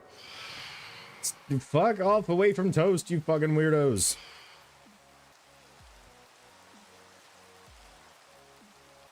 Small things, lever, levitite, autocannon stuff. I'll make the thrusters in a minute. 2 whole white stained glass. Do I have 2 white stained glass? Probably not, but we're gonna look anyway. I don't, but I have glass. Oh no, I do have white stained glass. I'm special. Don't mind me. Hello, and thank you for calling. Your call is very important to us. To speak to a representative, please press 1. Your current wait time is 9999999.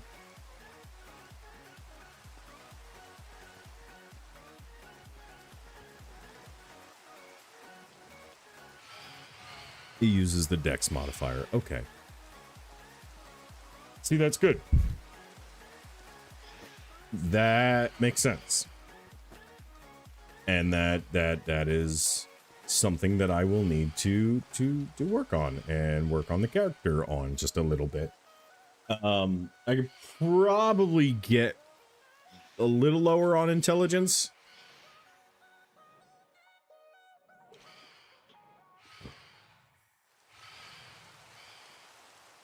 Toast, go to bed. Jesus. Oh my god. Alright. Toast won't die to this.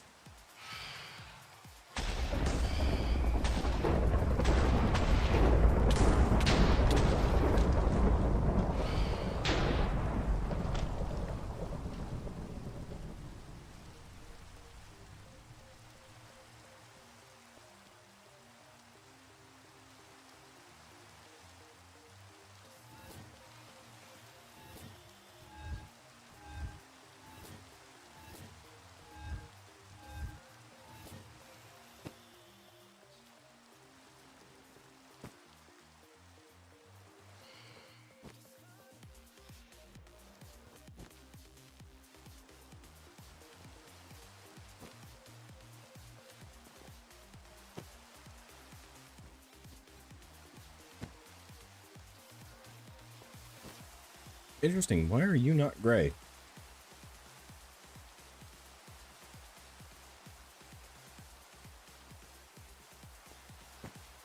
See, now that I see that bothers me. I need to fix it. I need to fix it now.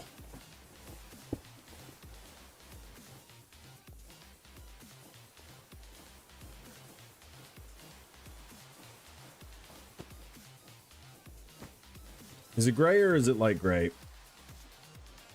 And is it on all of them? Because if it's on all of them, I'm going to be slightly perturbed. It's light gray. God fucking damn it.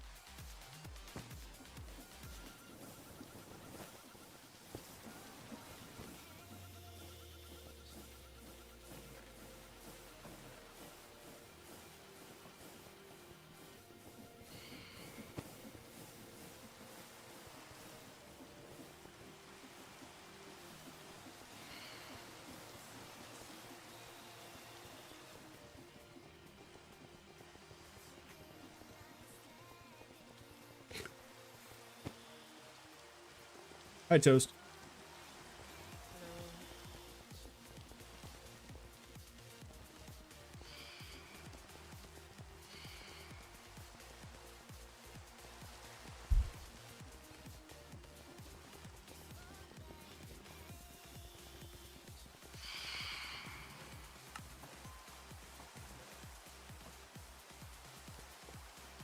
What?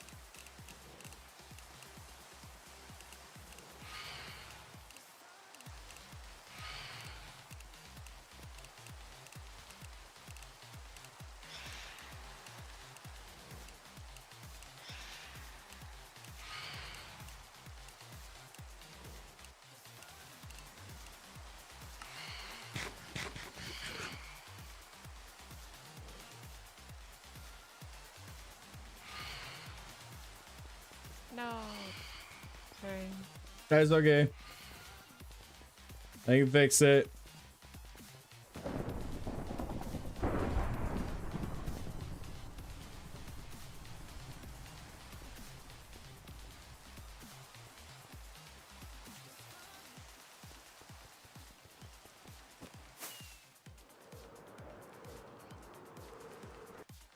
Of course, using the cannon all the way back here is not the smartest of things, but you know, it's fine.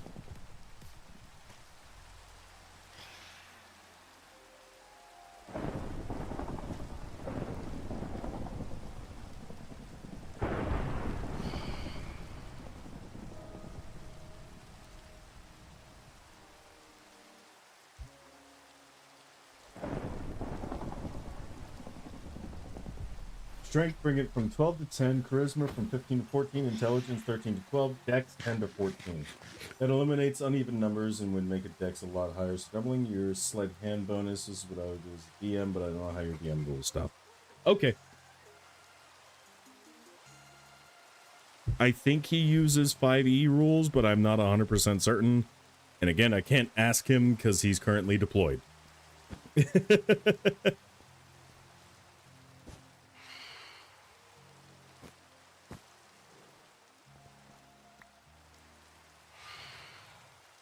Slightly problematic, but it's okay.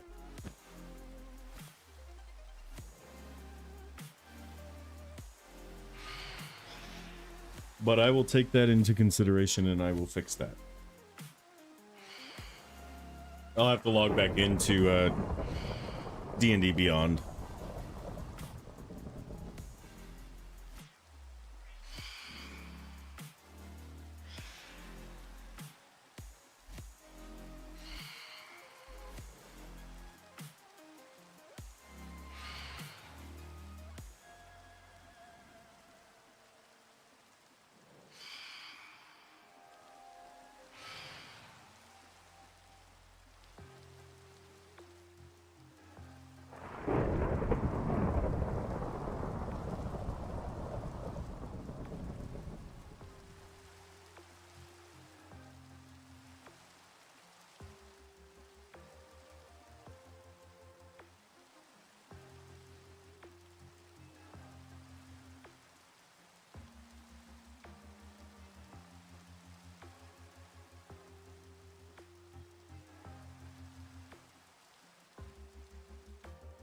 Use 5e as well, but I do a lot of homebrew too, so everybody has fun.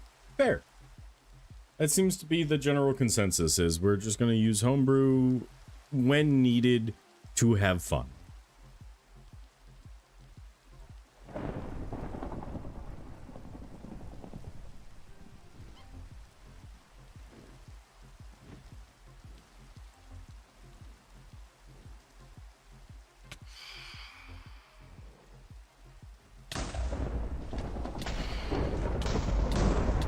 Sorry.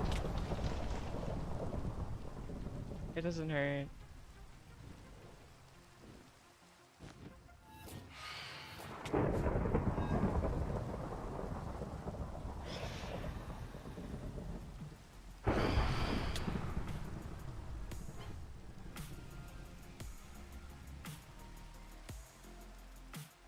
The thing with uneven numbers is that just bringing you 1 point closer to a +1 to your modifier, so mostly it's a waste of points to have uneven. Okay. See, I don't know these things. I am D&D baby. I do not know. D&D? Yes.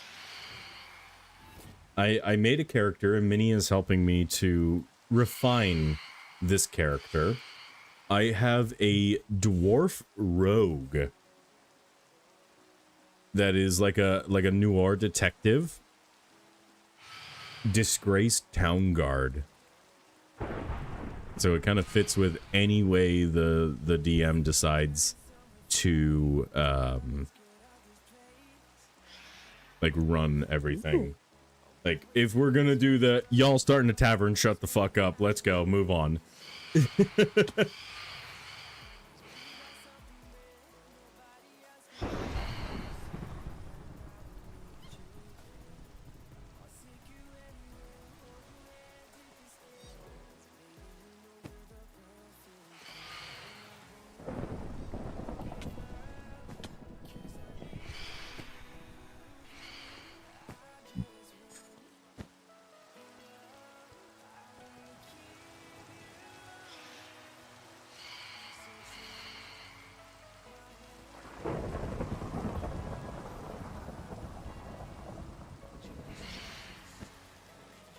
I'll send you a chart for stat to modifier conversion. Okay.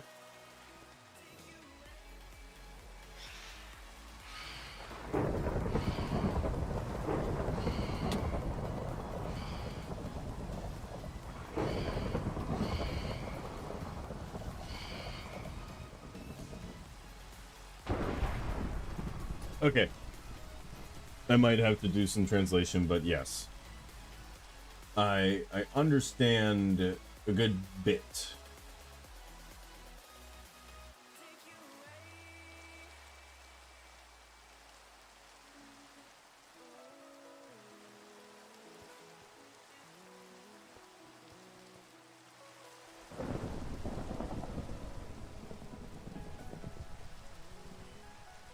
The numbers are important. Yes.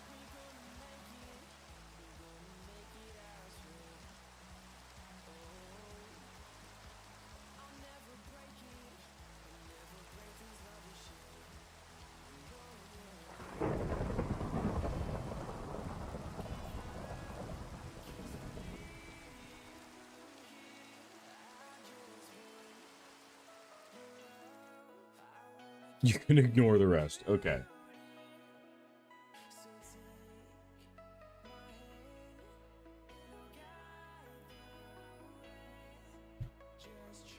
We learn how to do things. Chat helps me not be D&D baby.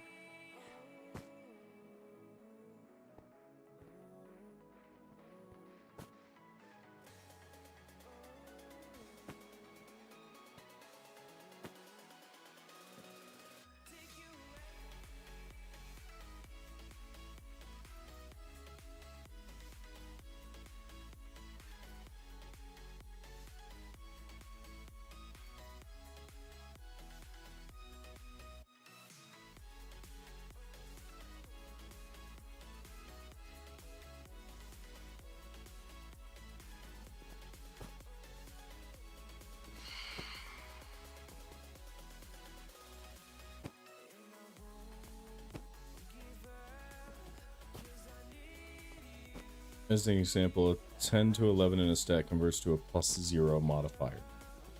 Gotcha. Whereas a 14 would be, what, a +2 modifier? If I'm reading that correctly?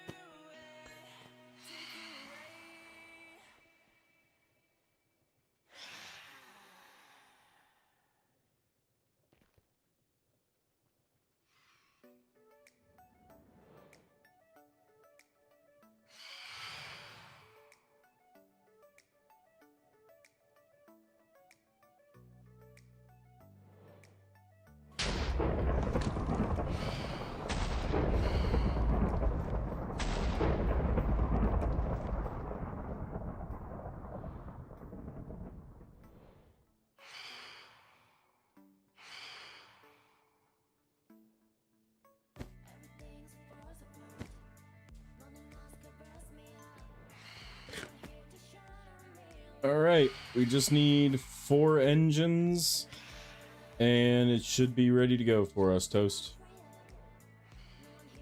Or not 4 engines, it's 16 engines.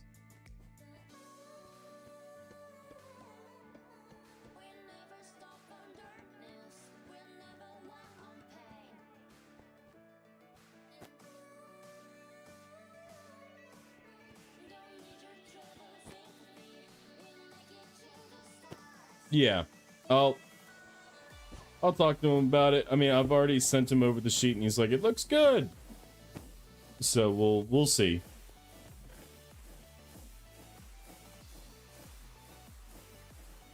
All right. I forgot how expensive 16 thrusters are.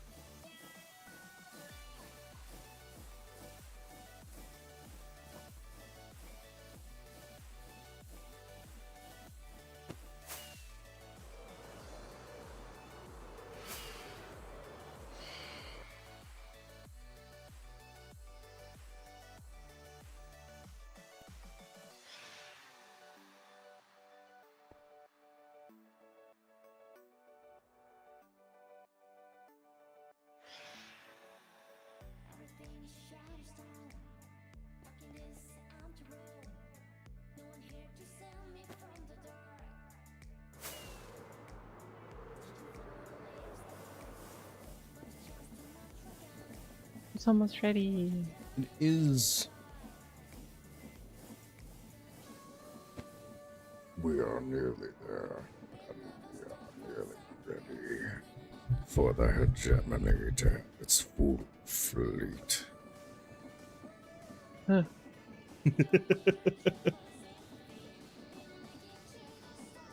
That's scary.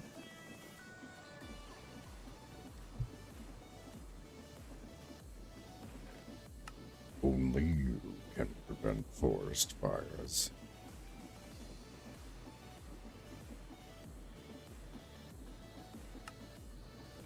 When did Smokey the Bear become my sleep paralysis? When your sleep paralysis demon is a B2 super battle droid. Roger, roger.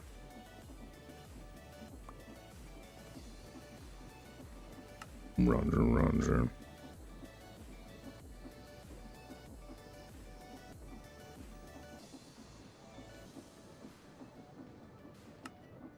All right, 16 thrusters.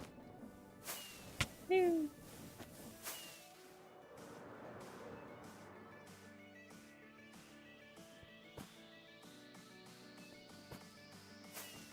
Once more, the Sith will rule the galaxy, and we shall have peace.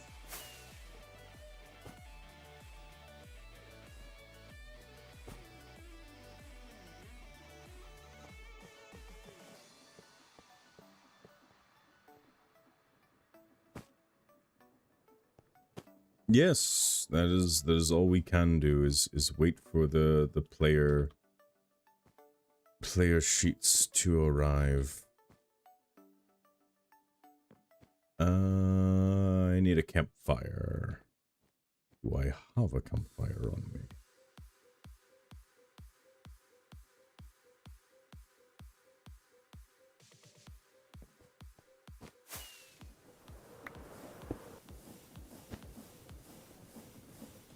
Ooh, campfire. Campfire.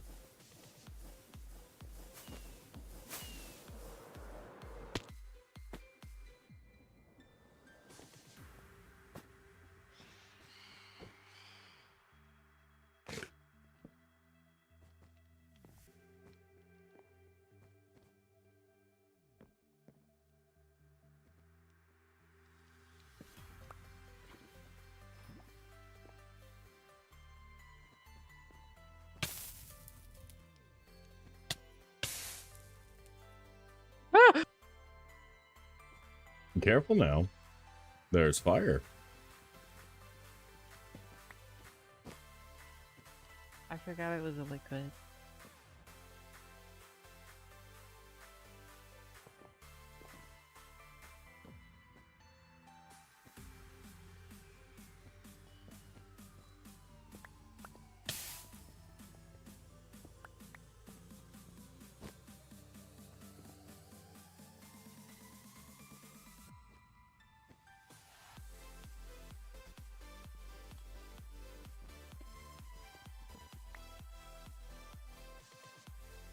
Oh, I mean, that works too.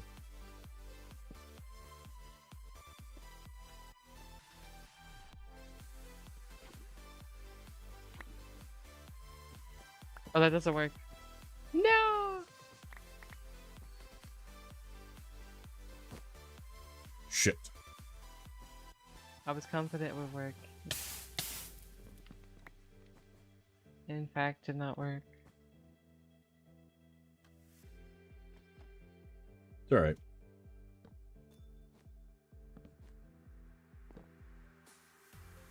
It should work for right here.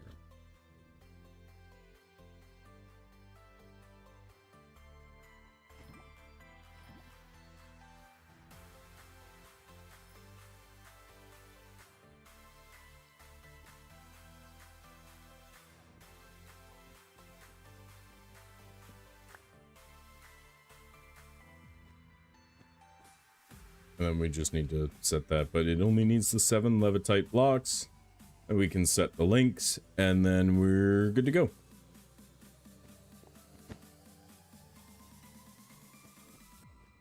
So we just need to figure out smoke time with really loud music.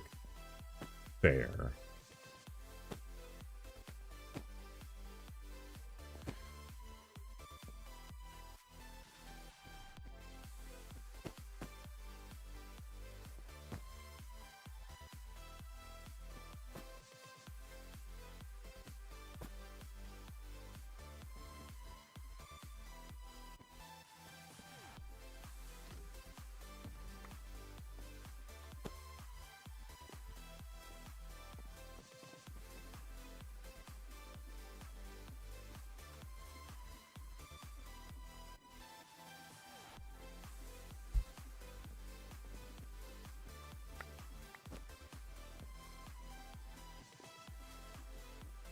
Do you think if we put the schematic back and just break the redstone links, do you think it'll just put them back with them coded?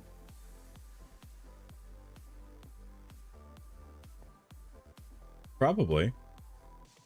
But it's coded to the retribution right now, so it would fly both of them at the same time. Oh, I see.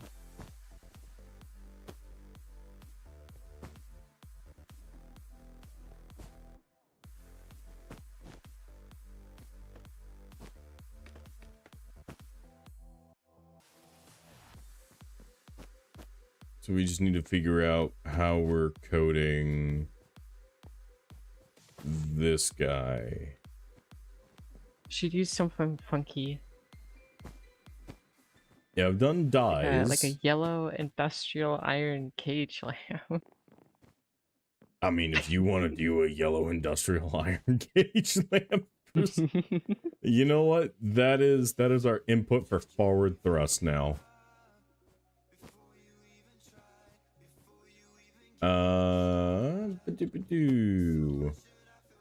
I think. Oh, I'm gonna have to figure this out. 1 second. So currently, forward is set to white. Envelope. So that is on the right side here. So we're gonna set that to white industrial iron cage lamp.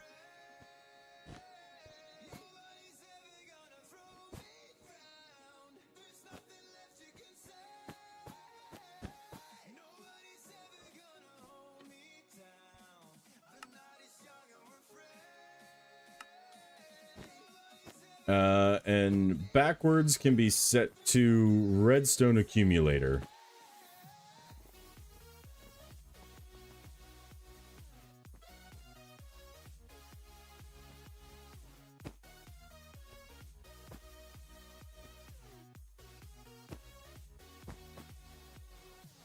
Or rather, slow down is set to redstone accumulator.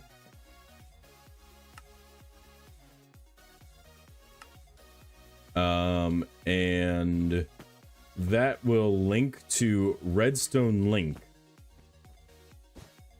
Redstone linkception. More links per link?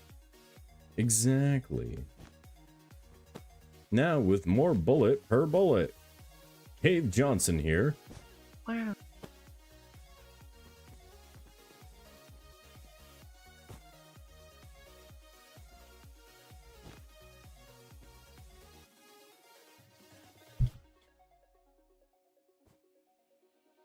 Eh.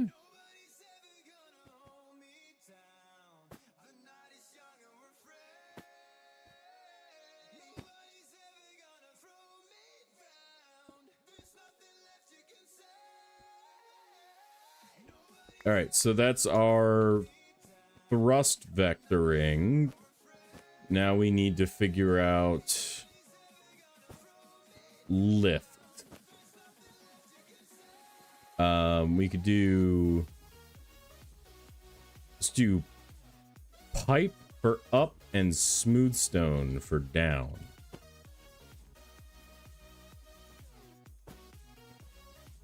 We could use the plumb bob.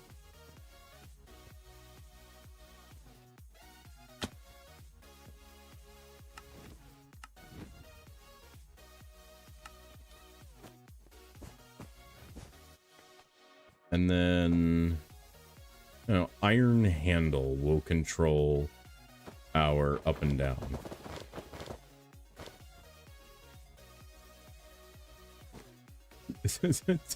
Okay.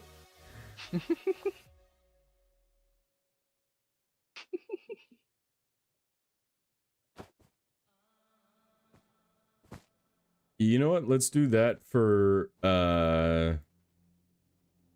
so we'll do redstone diamond for left and plumb bob diamond for right. And we'll need to do that Wow, again.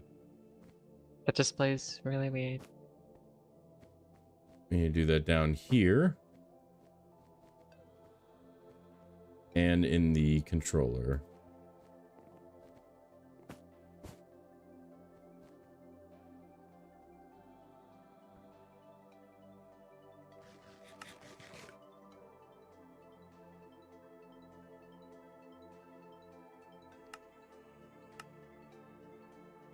Using the hats for flying controls. Yes. It's a little. It is ready for you in the typewriter.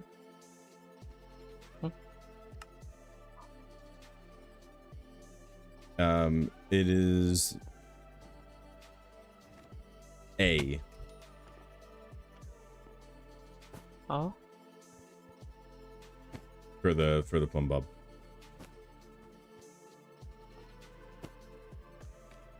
And that's up, down, left, right. And the only other thing that we would need is the toggle latch for our docking connector. We could do shroom light. Shroom light diamond is our output.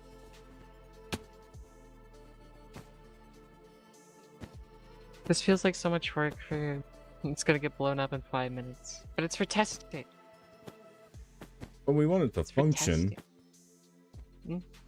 Oh, I've phased through the ship. It happens so often. Come on.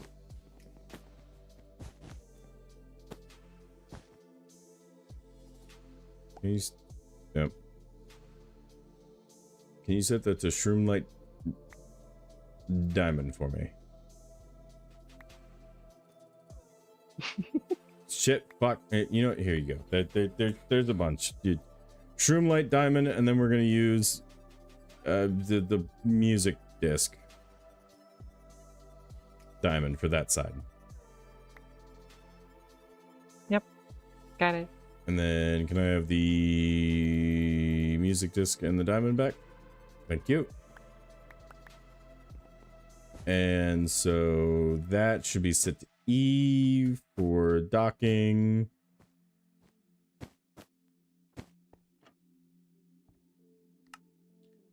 And disc diamond.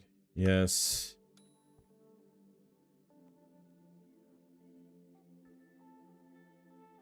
Cool. All right. I think it's ready for fuel.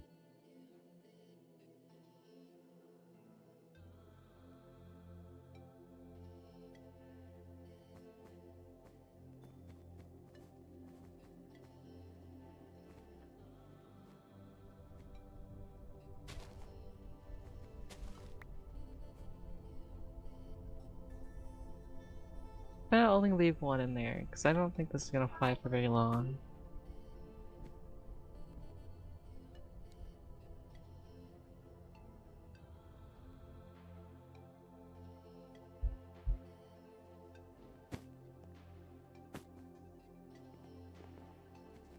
Make sure it at least has a full tank of gas. Yeah, 100,000 is probably good enough, honestly, for testing. Yeah. Testing. Testing purposes. I am ready in the pilot's seat. Alrighty. Up. Because I can, like, I can be invisible and I can board people's ships. DLC. Mm-hmm. I can't turn. Oh no. Ah, do you have the thingy? The Sims The hat? plumb bob? Yeah. There you go, there's the plumb bob.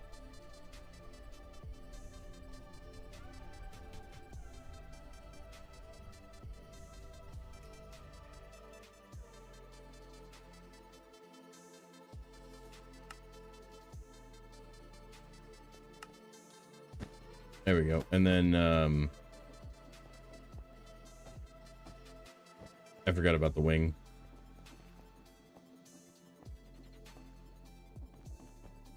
Okay, there's that back for you. Meow.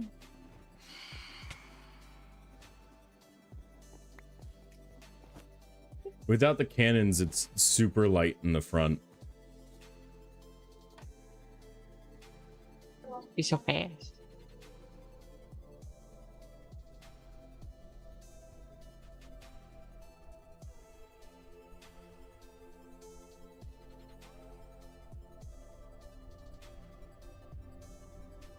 All right, let's get over water so we can. Mm-hmm. So we could just fly it around.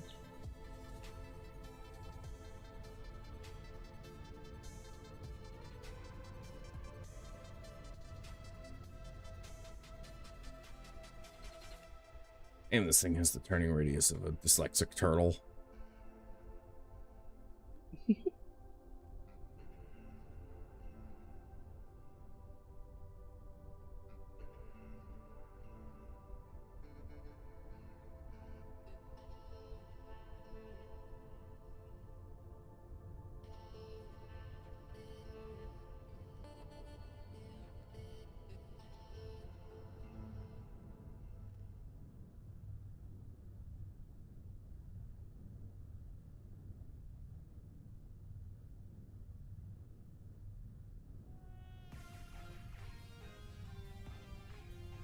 Are we ready? I think so.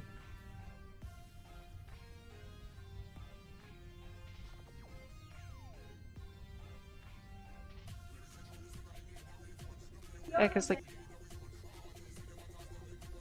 there's the initial burst, and it's like, oh yeah, nothing's gonna happen, we're fine. And then all of a sudden, bam. Oh my god.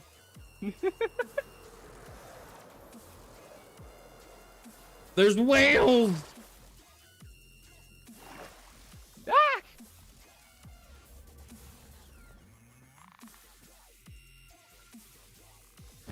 Wow, that is interesting how that just completely shatters. It's so cool.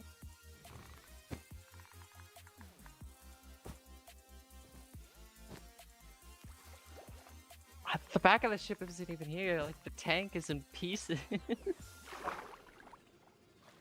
The tank got jammed around because there's like a portion of it that's moved over and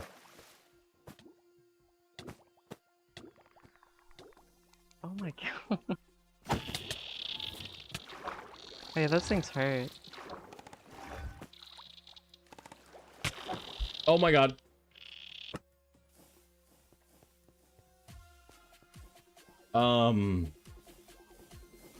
Okay. Well.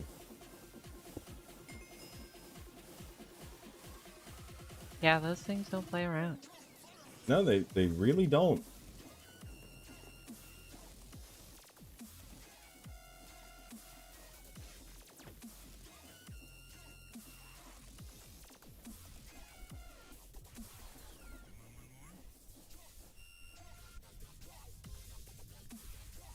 I'm on my way in the retribution. Okay.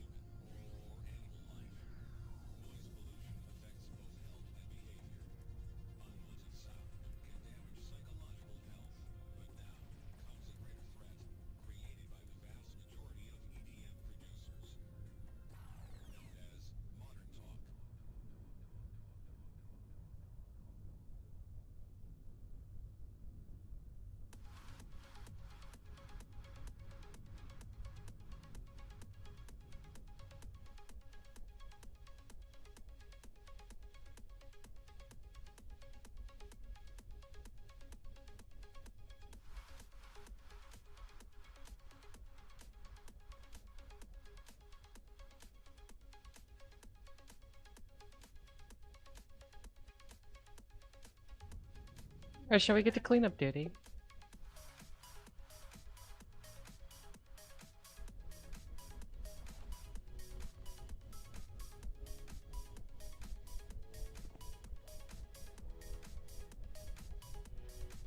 Yeah, just slight problem. I can't get out.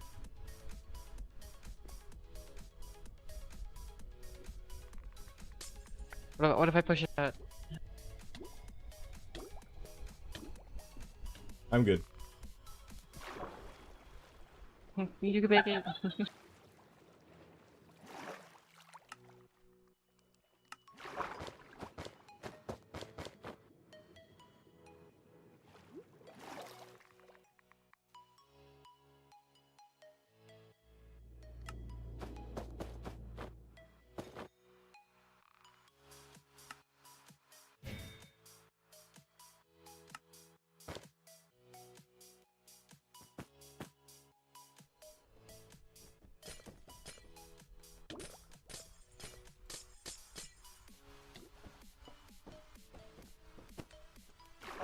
Yeah, that's terrifying.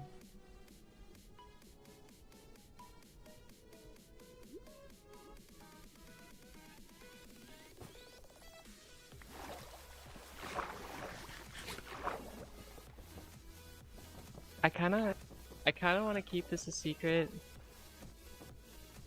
just because of how much damage it can do. But,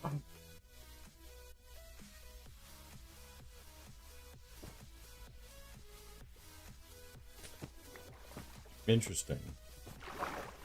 I think we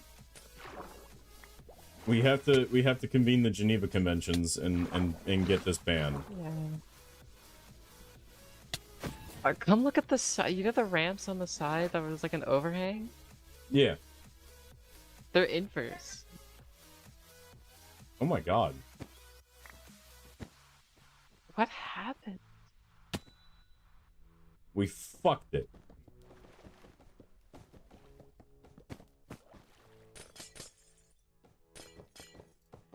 I'll try to get what's at the bottom.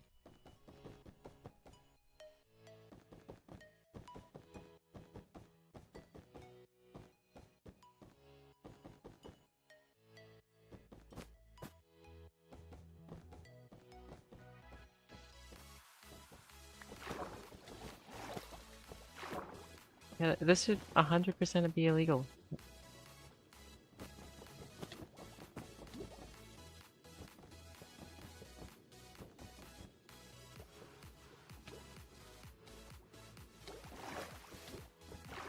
I want to have some fun with it first, but I do want to bring it up to here as soon as possible.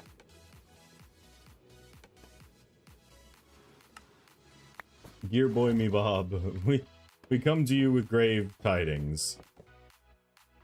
Shit be fucked. We be invented war crimes.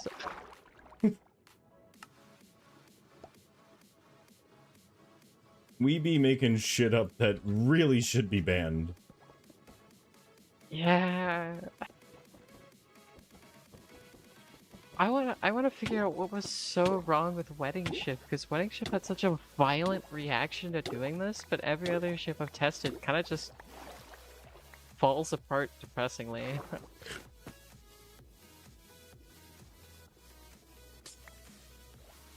This broke apart like the fucking Lego games. It really does.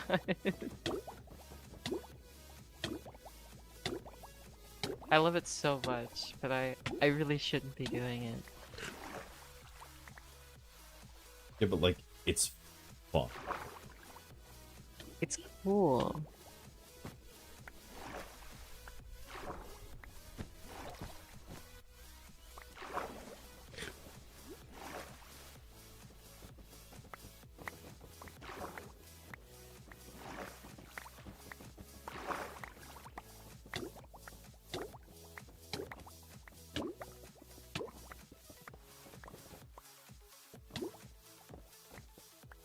We haven't found a size maximum yet.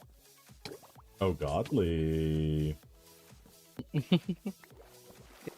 Oh, look at a little raft. Oh. Why is this flying? I'll levitate. Right?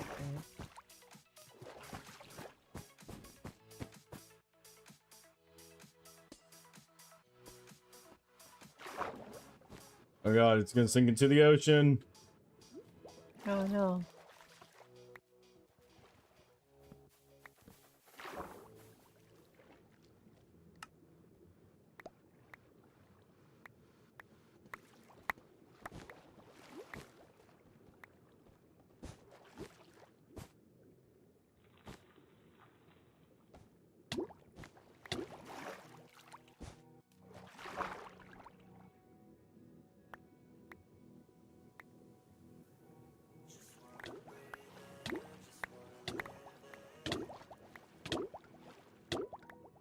It also makes really interesting blocks because we've been able to make like single block beds and double chests that still function, but they only take up one block.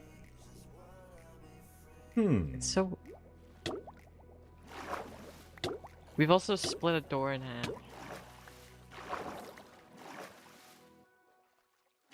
It still works surprisingly.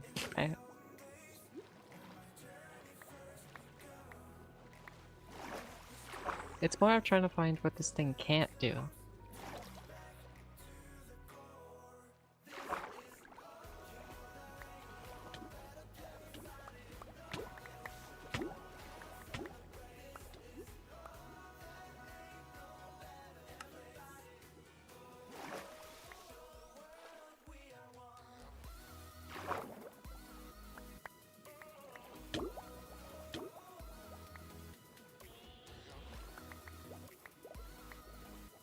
I think we've been thoroughly cleaned up. Whew. Can't be polluting these waters.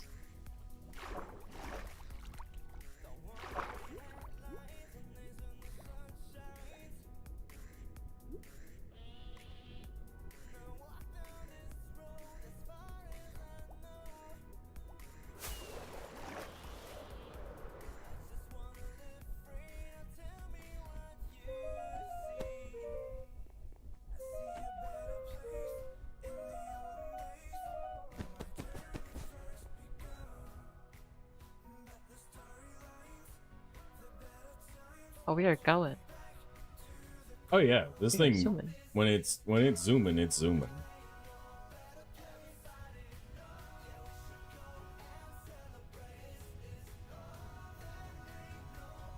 So we know now that it can crack a gunship immediately. Yeah.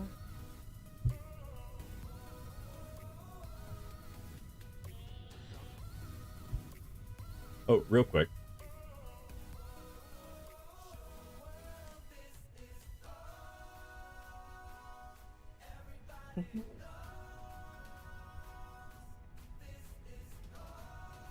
Oh.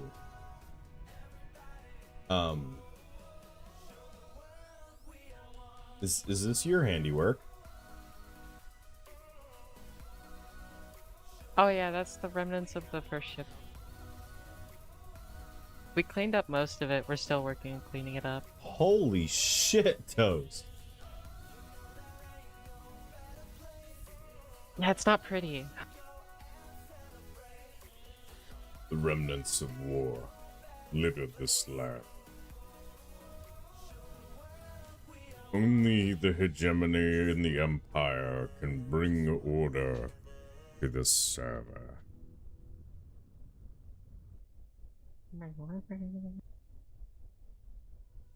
That's a cool copter.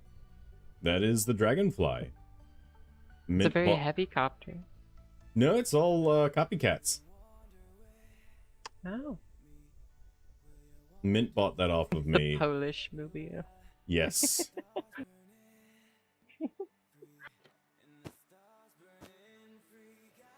That's one of my many mass-produced, or soon-to-be mass-produced, vehicles.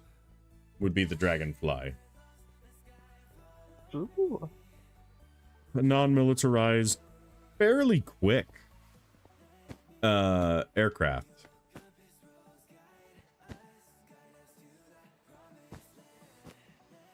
I just need to for a minute and copy it so I can make more. What's suspicious going on here? Nothing suspicious. Oh no.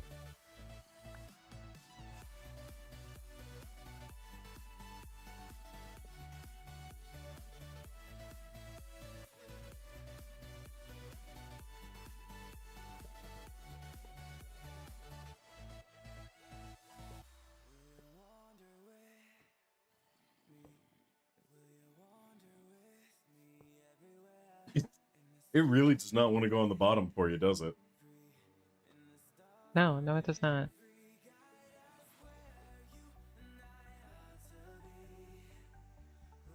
Just flip the fucking thing over. Just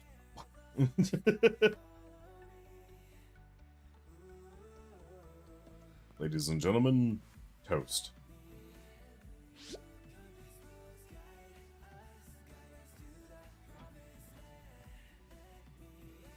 What the fuck?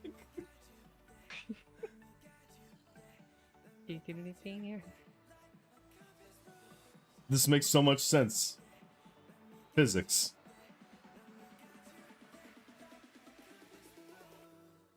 Yeah.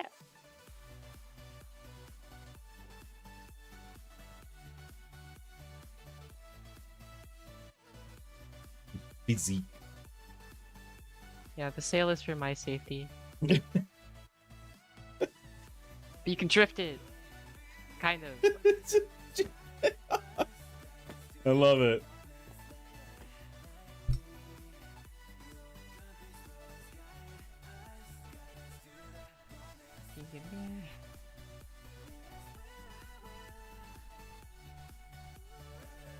It's the tiniest flying machine I could make.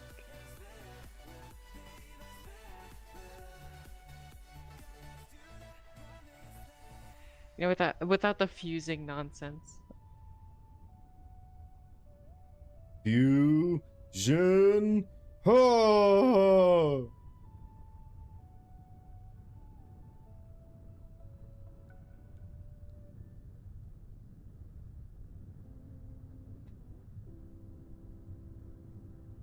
We're gonna have to fly low to avoid radar.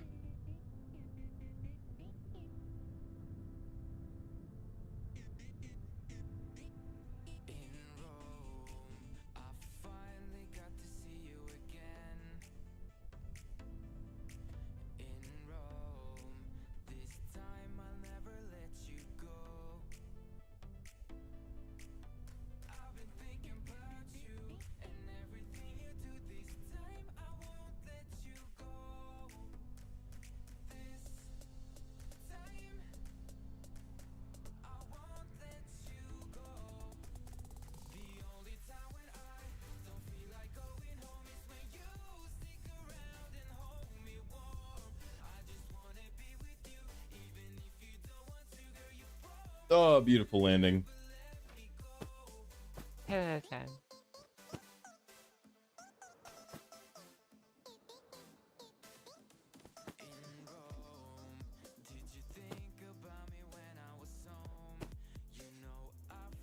I need to figure out like the most space efficient way to land these so that I can have like a bunch of them refueling.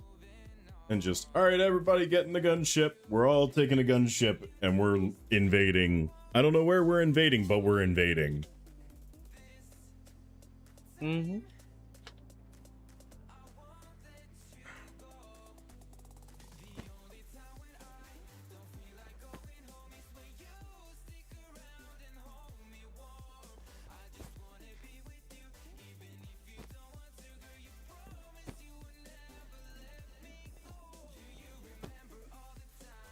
Well.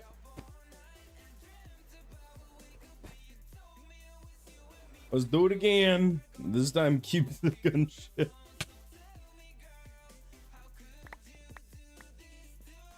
I did put all the materials I had back in the bag. Awesome.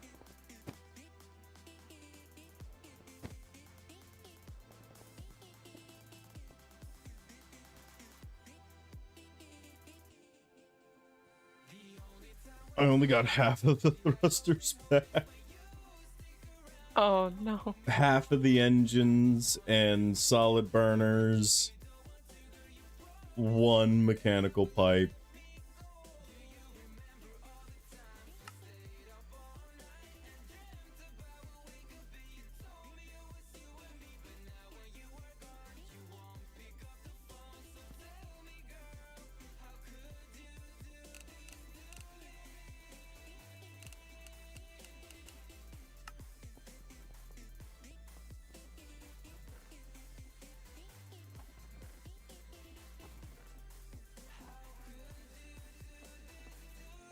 Only 9 of the fluid tanks, at least is what I got.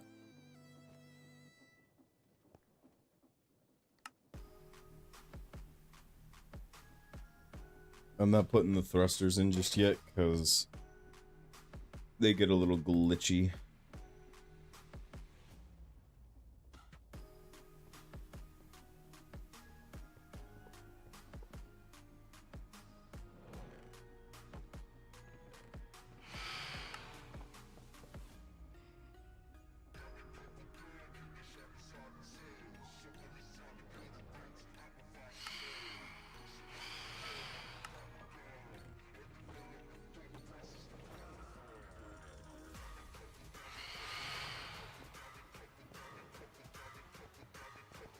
There you go, I got the tanks.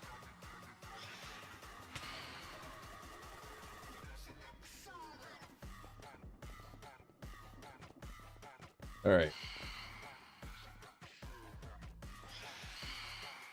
So, in order to return this, we're gonna need the following items. 9 black hot air envelopes, 6 black stained frame glass, 1 block of flint, 1 brass gearbox, 37 copycat panels, 143 copycat slabs, 8 copycat slope layers, 72 copycat stairs, 16 deep slate tiles, 1 gyroscopic bearing, 406 hot air envelopes, that's 6 stacks and 22, 7 levitite, 17 light gray seats, 2 mechanical pumps, 2 redstone accumulators, 7 redstone links, 1 rope connector, 2 symmetric sails, and 4 white stained glass. I have the white stained glass.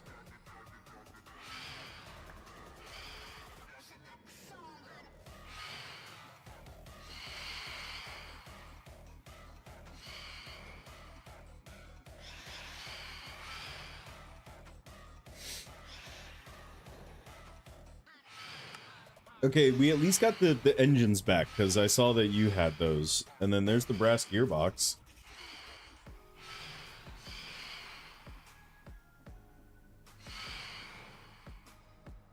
Alright.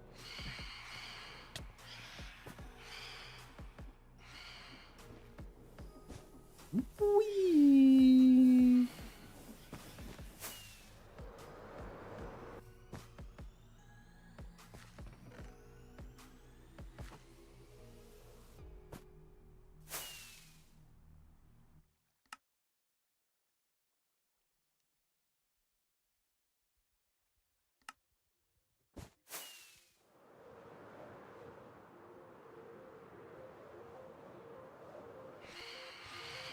Bunch of envelopes.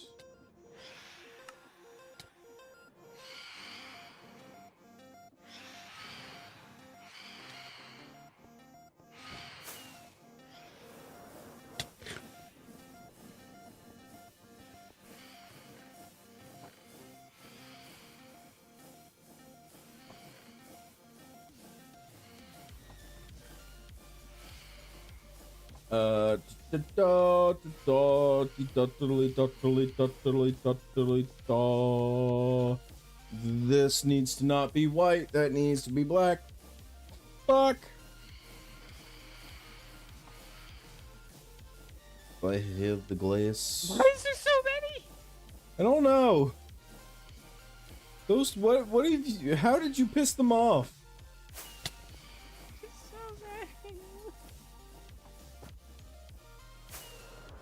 many. You have a house now, please sleep.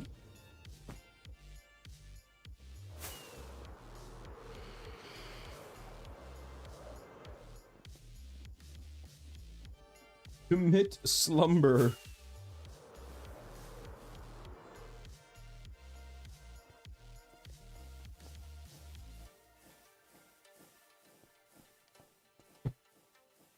Maybe we tell Gear about the disabling of phantoms.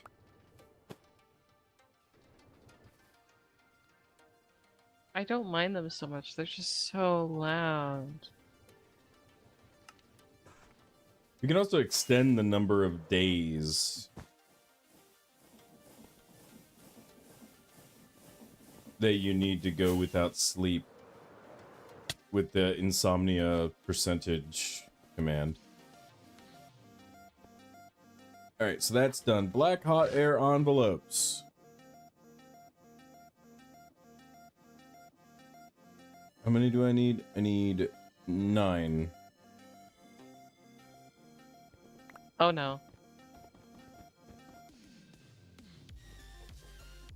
I made a different perpetual motion machine. Toast. What have you done? Mm-hmm.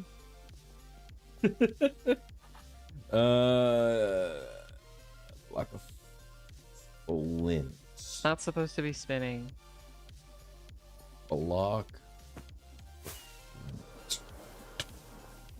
Do I have blocks of flint? I got 24,600. I think I got enough. What do you think? I think that's more than enough.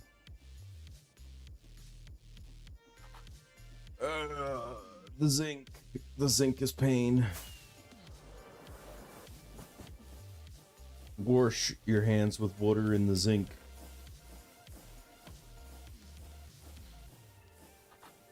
Sorry, I think my Baltimore came out for a second there.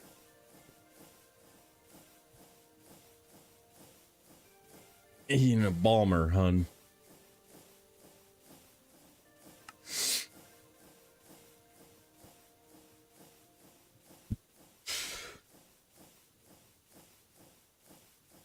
Zinc. I've made a cursed object. Stacking 8 stairs. Oh god.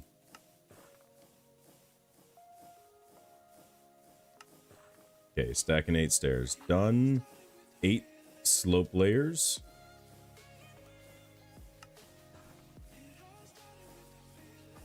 Two stacks and 15 slabs.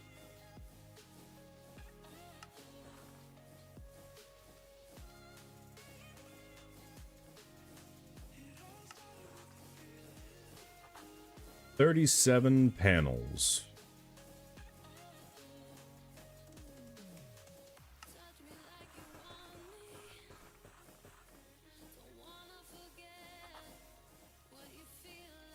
$22 hot air envelopes. Okay.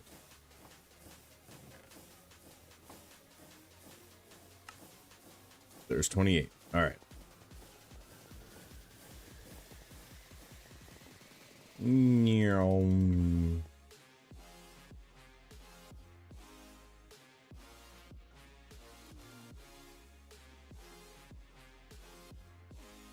Okay.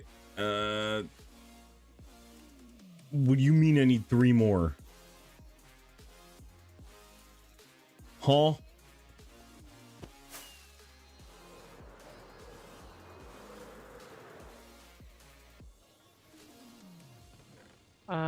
I made a swivel duplicator. Good. Good. Probably the weirdest one I've made so far. All right, cool. Nate, yeah. That, as one does. You want some swivels? You know, maybe. Actually, if I gave you...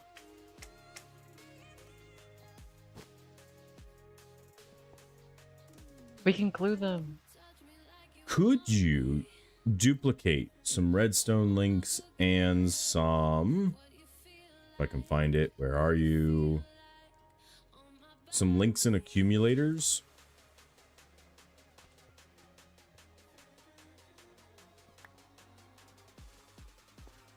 I feel like it's got to be really easy to duplicate these with where are you?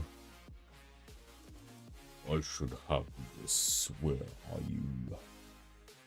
Where are you? And I'm so sorry.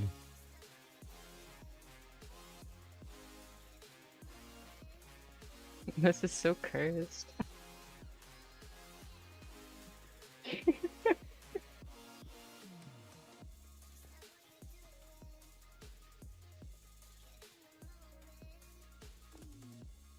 could have sworn I had this. Where are you?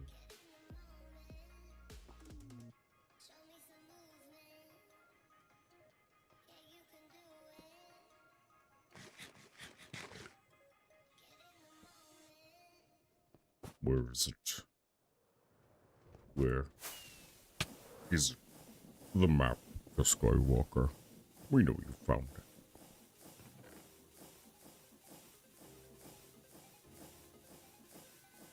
There's another Skywalker.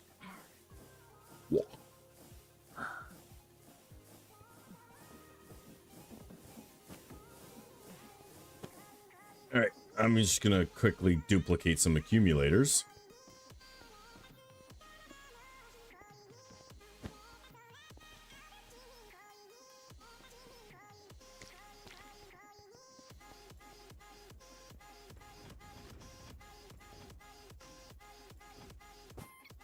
Maybe?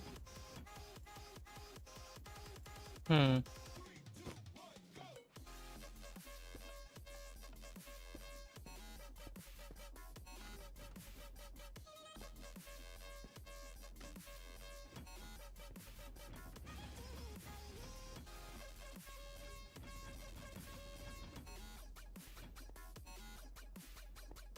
Hmm.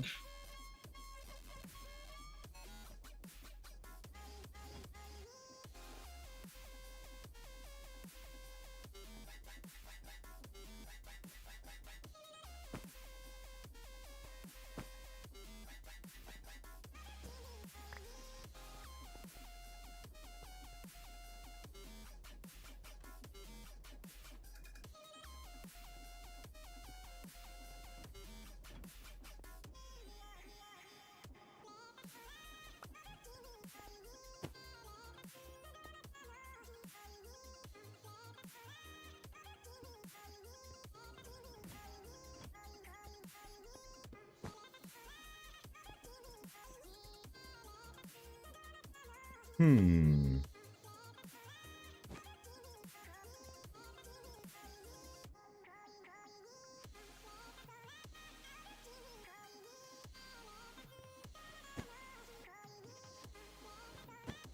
The things that make you say, hmm.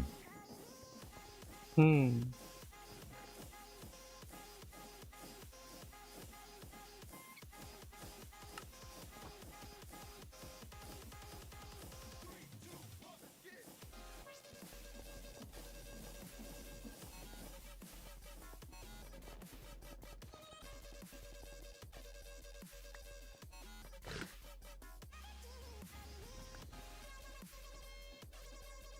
Aha!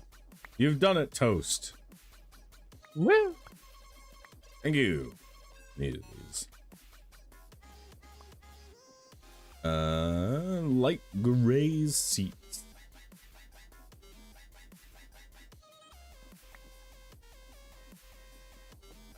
Mechanical pumps, accumulators. You think you could duplicate some links for me as well? I feel like links are like really easy to duplicate.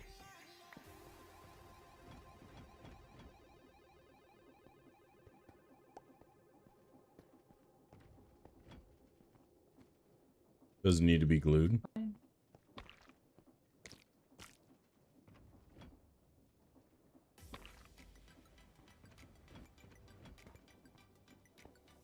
That's interesting.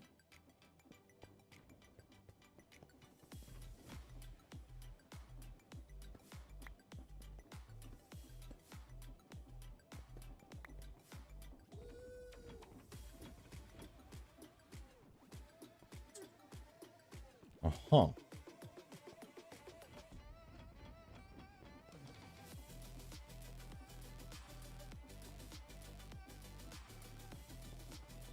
What?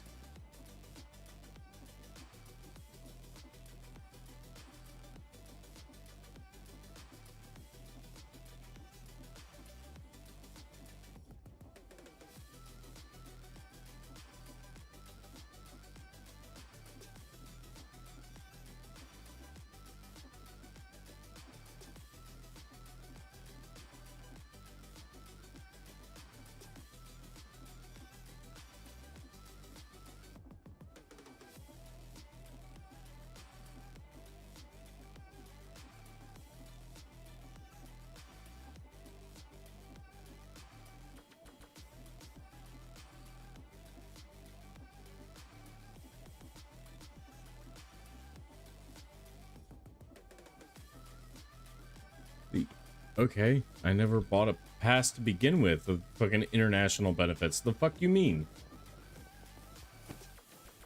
Phone carrier. What are we doing?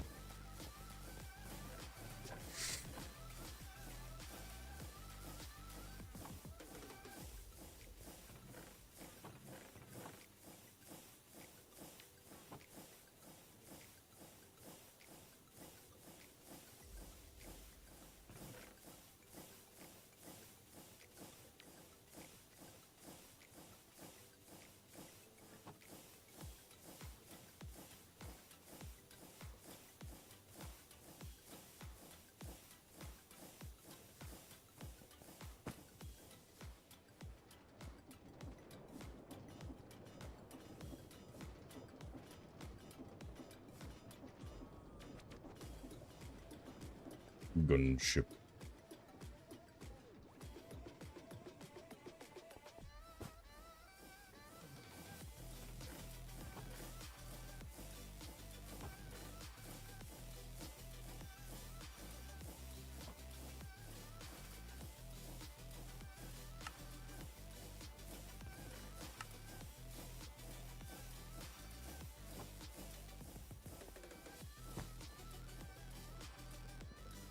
Well, I figured out we can decorate with the swivel. Just the front end of the swivel. I figured out how to separate it and make it a block. Love it.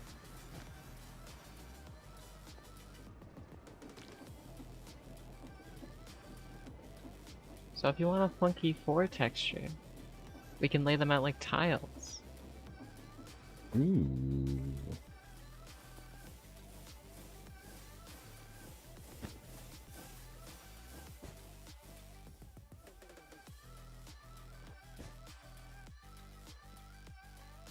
A constantly shifting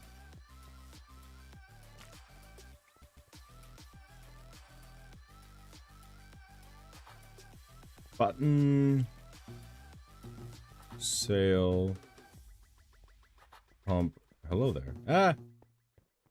Hi.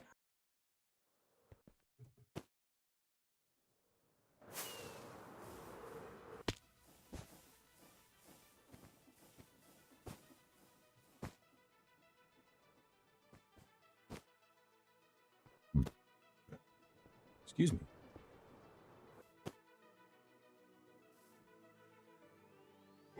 I came over here for something I don't remember what I came over here for.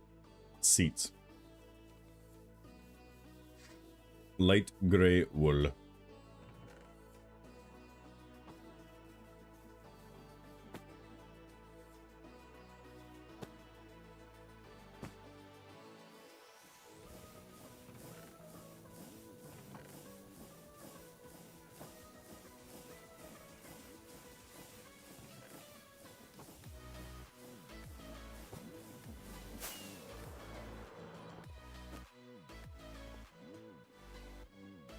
Wool. Alright, the only thing it is missing is the levitite, rope connector, levers, thrusters. Which is fine. Because the thrusters I'm going to make separate. Because things don't like working properly.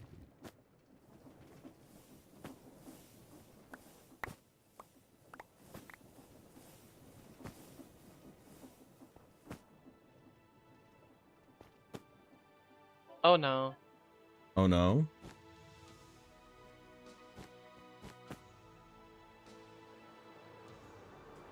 What? Oh no.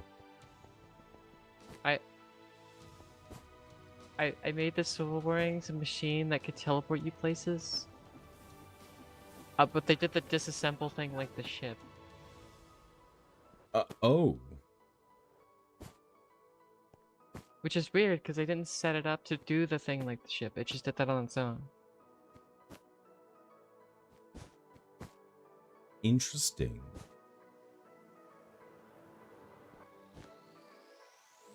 And that is quite This is a great power. Yes, with great power comes great responsibility, Mr. Potter.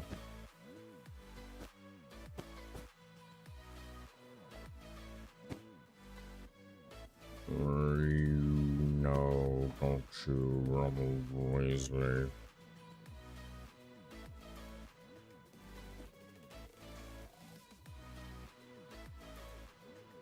Sorry, what are we talking about? Oh. Oh, it came back.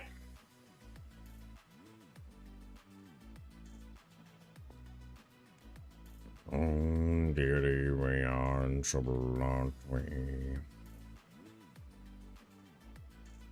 Wonder, can I hopper into a basin?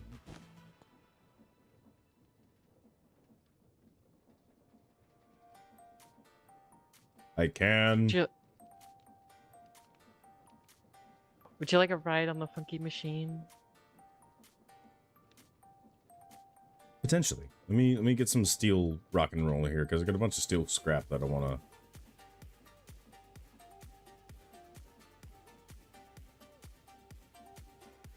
I have a chest. I do have a chest. Aha! Success. Great success. Funky machine. What the fuck am I looking at? Ignore that. This is the contraption. Alright, I'm ready. Alright, so you see the swivel bearing in the front that's like half disassembled? Right. If you would activate that one for me, please. That is how you go forward. Ah. And then the more you press that, the farther you go. I would recommend the seat. Bye. Oh my god, the world's not catching up. Where'd it go?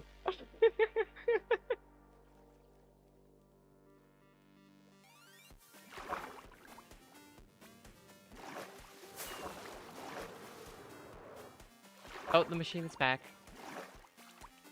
It returned.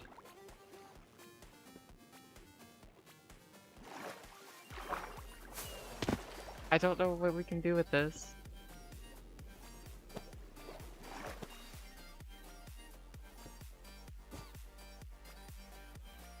It is in fact still duplicating swivel bearings.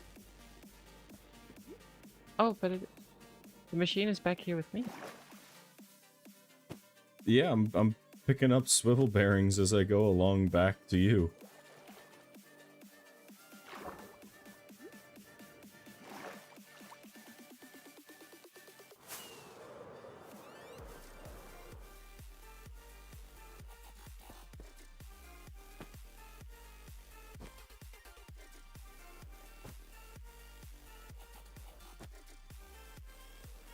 Yeah, I picked up an additional 9 swivel bearings for you. Well, I've unleashed the machine, so it shouldn't come back. Do we want to try to go again?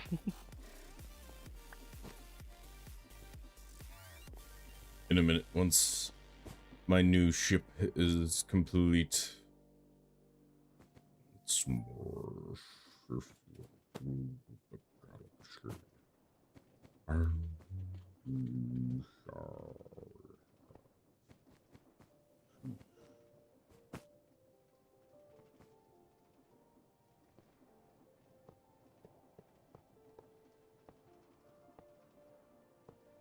Well, that's not supposed to happen.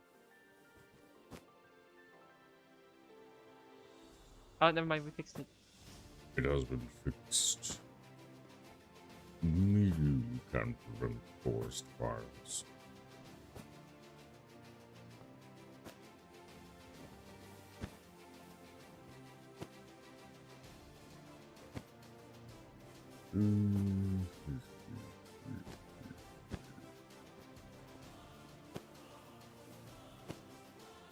I wonder if one 3x3x3 would be better than two 2x2x2 engines. This is something to test at another time, another date.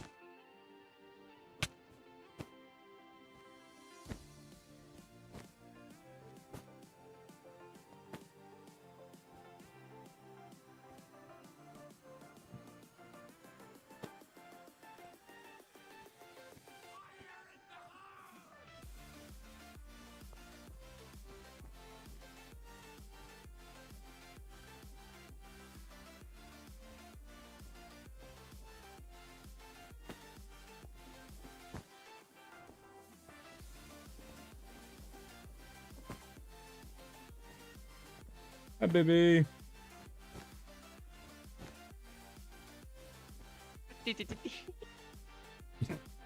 Oh my god, where'd you go? Toast.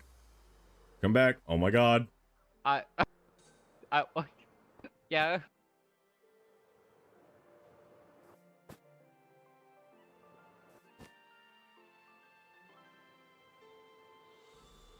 I should probably go catch that. You got it. Thank you. What do I do? What do you mean? What do you do? What do I do with it? Is it still going? Yes. I I think you lost it. toggle it to turn it off. Wait, this is a different doohickey. I think I lost it. I found it. Oh my god, kill the sheep. Oh no.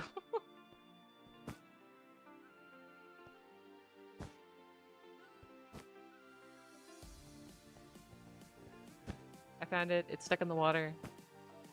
It's by the plane. Okay, good, because I was thinking it fell down into this cave down here.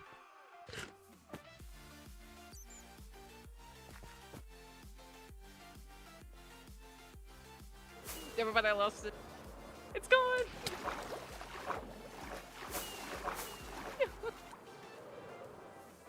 I stopped it. Okay. Okay.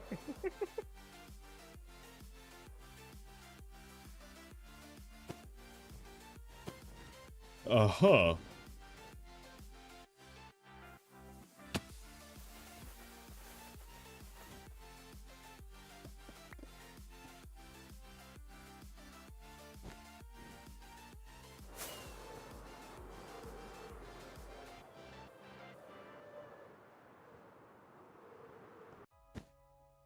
To the other doohickey. The emergency doohickey. To the Would you like to ride on the emergency emergency doohickey? doohickey. What you up to? Drugs. Oh my god. My god. I think the doohickey fell apart. Oh no, it's still alive.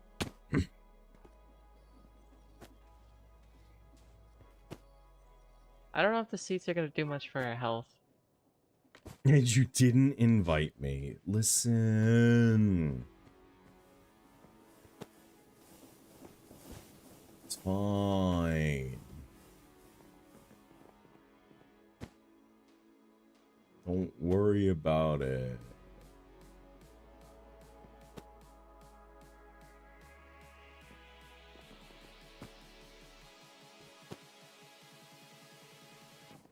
I have a feeling this doohickey might kill me.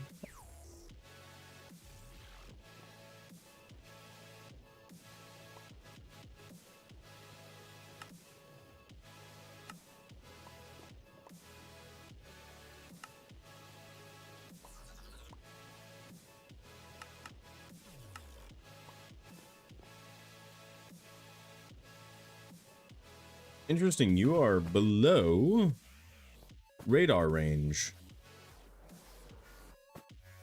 I fell into the floor.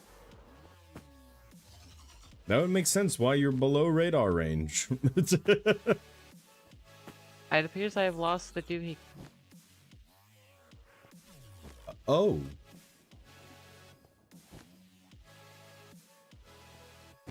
We have a thingy-majig on the loose.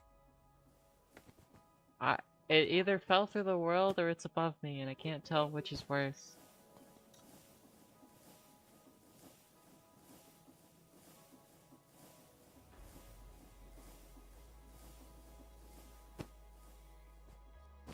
You know, I can't either.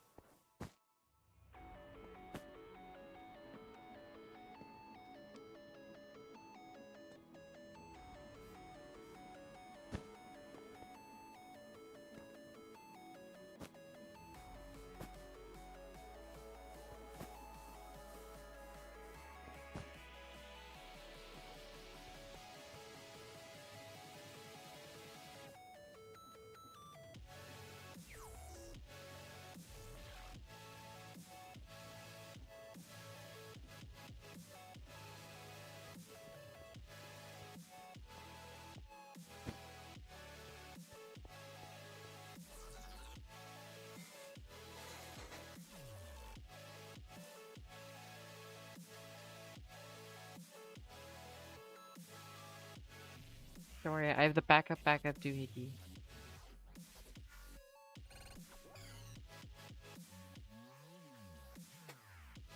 The double backup doohickey. It kind of fell in the ocean. It fell in the ocean.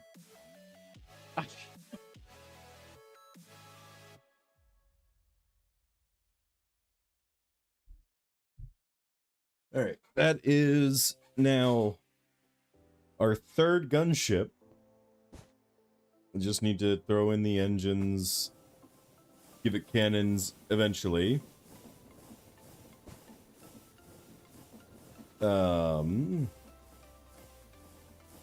Technically, I have all the stuff on me to make it okay. Barrel, breech, recoil spring. Snad, where are you? Snad.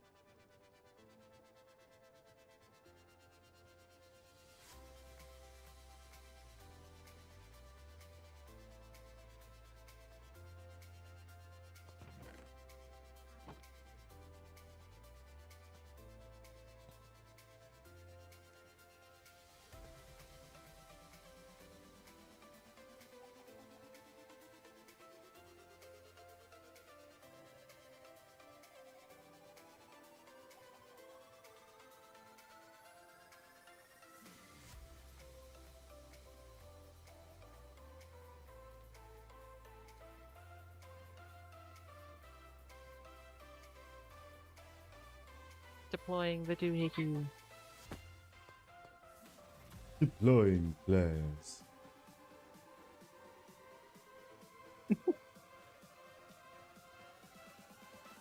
No, Mom. Reddit Ross, thank you for the follow, much appreciated. Enjoying selfie when it comes and everything that comes with it. Welcome to the Lunar Legion. Hope you stick around for a while. Hit me a triple let's go ski. I don't know what a let's go ski is. Oh god. Oh no. I also don't want to get kicked out of my apartment if it means let's go from Italy. Let's go. Okay. You get that, let's go. You get the breakdancing cube. Oh god. It's trying. Wait. Where are you? Cube. Where is it? I must see.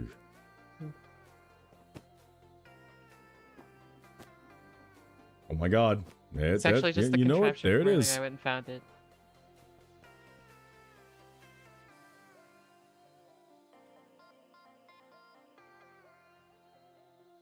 Ah!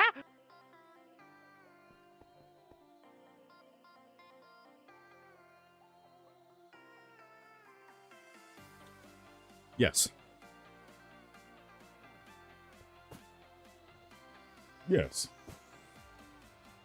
Yes. 7502, and I think that's all of this. So let me just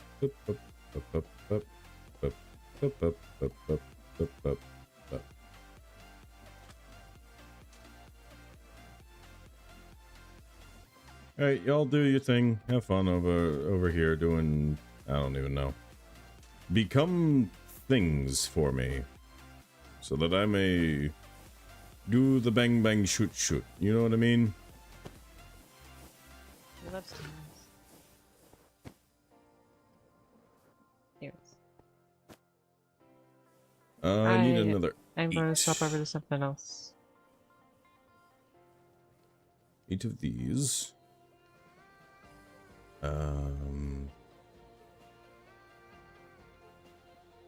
8 of these. I will consult the weapons expert for more doohickeys that we can build, and I'll also try to work on a blimp. I kind of want to make a blimp, even though I hate balloons. I gotta try something. Fair. I will catch you later. Alrighty. Have fun. See ya.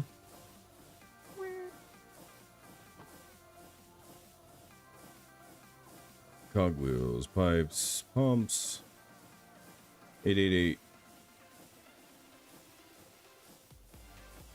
I need another.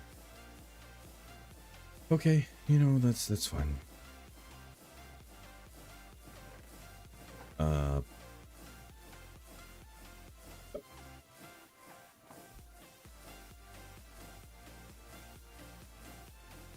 We're almost there. 16 of these, 8 of these, 8 of these, 8 copper sheets, and 32 iron sheets.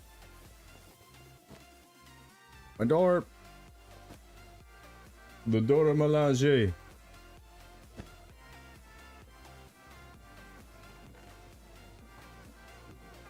Where is it? Where is it? 32.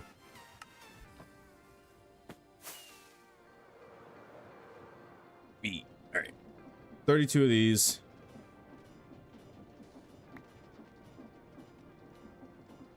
8 of these, and that should be all that we need to make another 8 thrusters. Then once we have the thrusters, we can finish the sheet, and then yay. I know what's up. I know what's going on. I know where I am.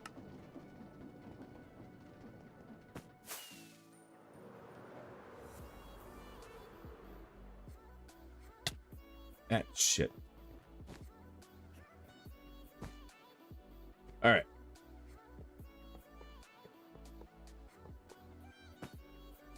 Fantastic. Let me give this a little bit of fuel just to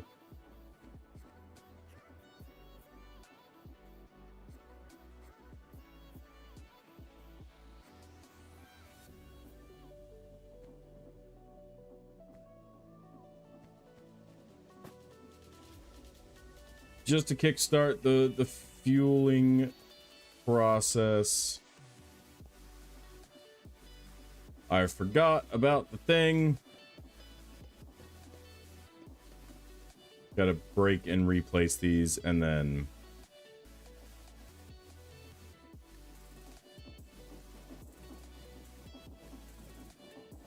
this should start fueling up. Those are now full. Beautiful.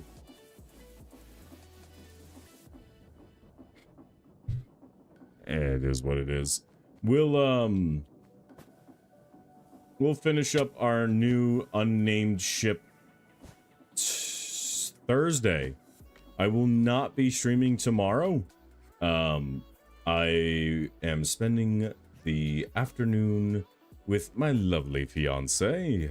So we will be back on Thursday for our next stream, which we need to figure out what we're doing. That should be enough time for people who have received their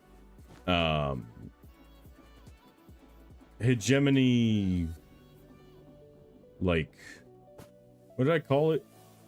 What did I call this damn thing? The hegemony offer note letter thing. Invitation letter of be friends, please? Question mark. So with any luck, people will kind of see that they've received these, and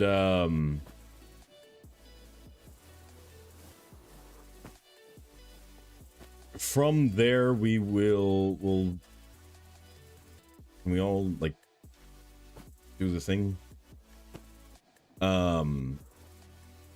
So we have a little thing, the book return, and so that'll be kind of where people can rename stuff and do the stuff and things. I don't know why this is not 7593. Oh, because that just decided it didn't want to function the correct way.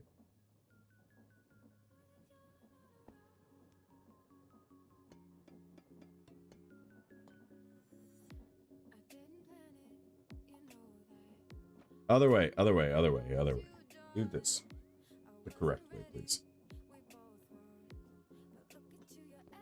It pumped a little bit back out, and we don't want it to do that.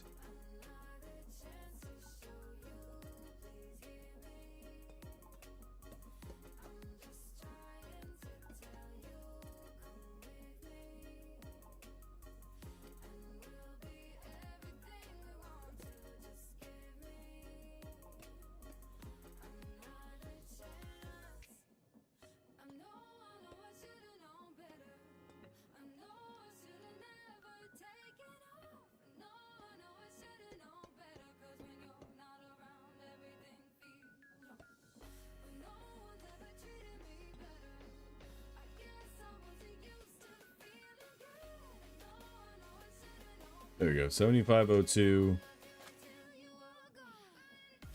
There we go. Now it's actually doing what we needed to do. So, with that, ladies and gentlemen, thank you all ever so much for coming out to the stream. I greatly appreciate it. If you are not already, and you've been hanging out, and you enjoy my content, and you'd like to hit that lovely little follow button, please do so, as it greatly helps out the stream. Like I said, we'll be back tomorrow for another not tomorrow, Thursday, for another VoidCraft stream. Hopefully Saturday we can get South on and potentially get a new member to the hegemony. Once that happens, you know, we'll figure out what things are as we figure things out, you know what I mean? We do need to finish up the gunships for the Empire so that the Empire has some 2 gunships and a carrier like we have. I'll redo all the controls for this, so I'm not controlling the Retribution and this new unnamed ship. I will have to go through and see all the names of the airships from the book series that these are named from, and if you can figure out what book series Deliverance and Retribution are named from, you get a philosophical cookie. Yeah, that's what we're going with. You're getting a cookie of philosophical, some philosophical moleculins. You know what I mean? Yeah. But I think that is where I'm gonna wrap things because I am tired. I'd like to go to bed. So thank you all again, and let's see here. Turtles is live. I'm down for a bit of a Turtles raid. Playing some Faz. We do love some Faz. So go show Turtles all the love and support you have been showing me over the last nearly 4 hours. You guys are insane. And I will catch you all Thursday for the next stream. Other than that, guys, as always, I love you and I leave you, and I will see each and every one of your lovely faces in the next one. Peace out, guys.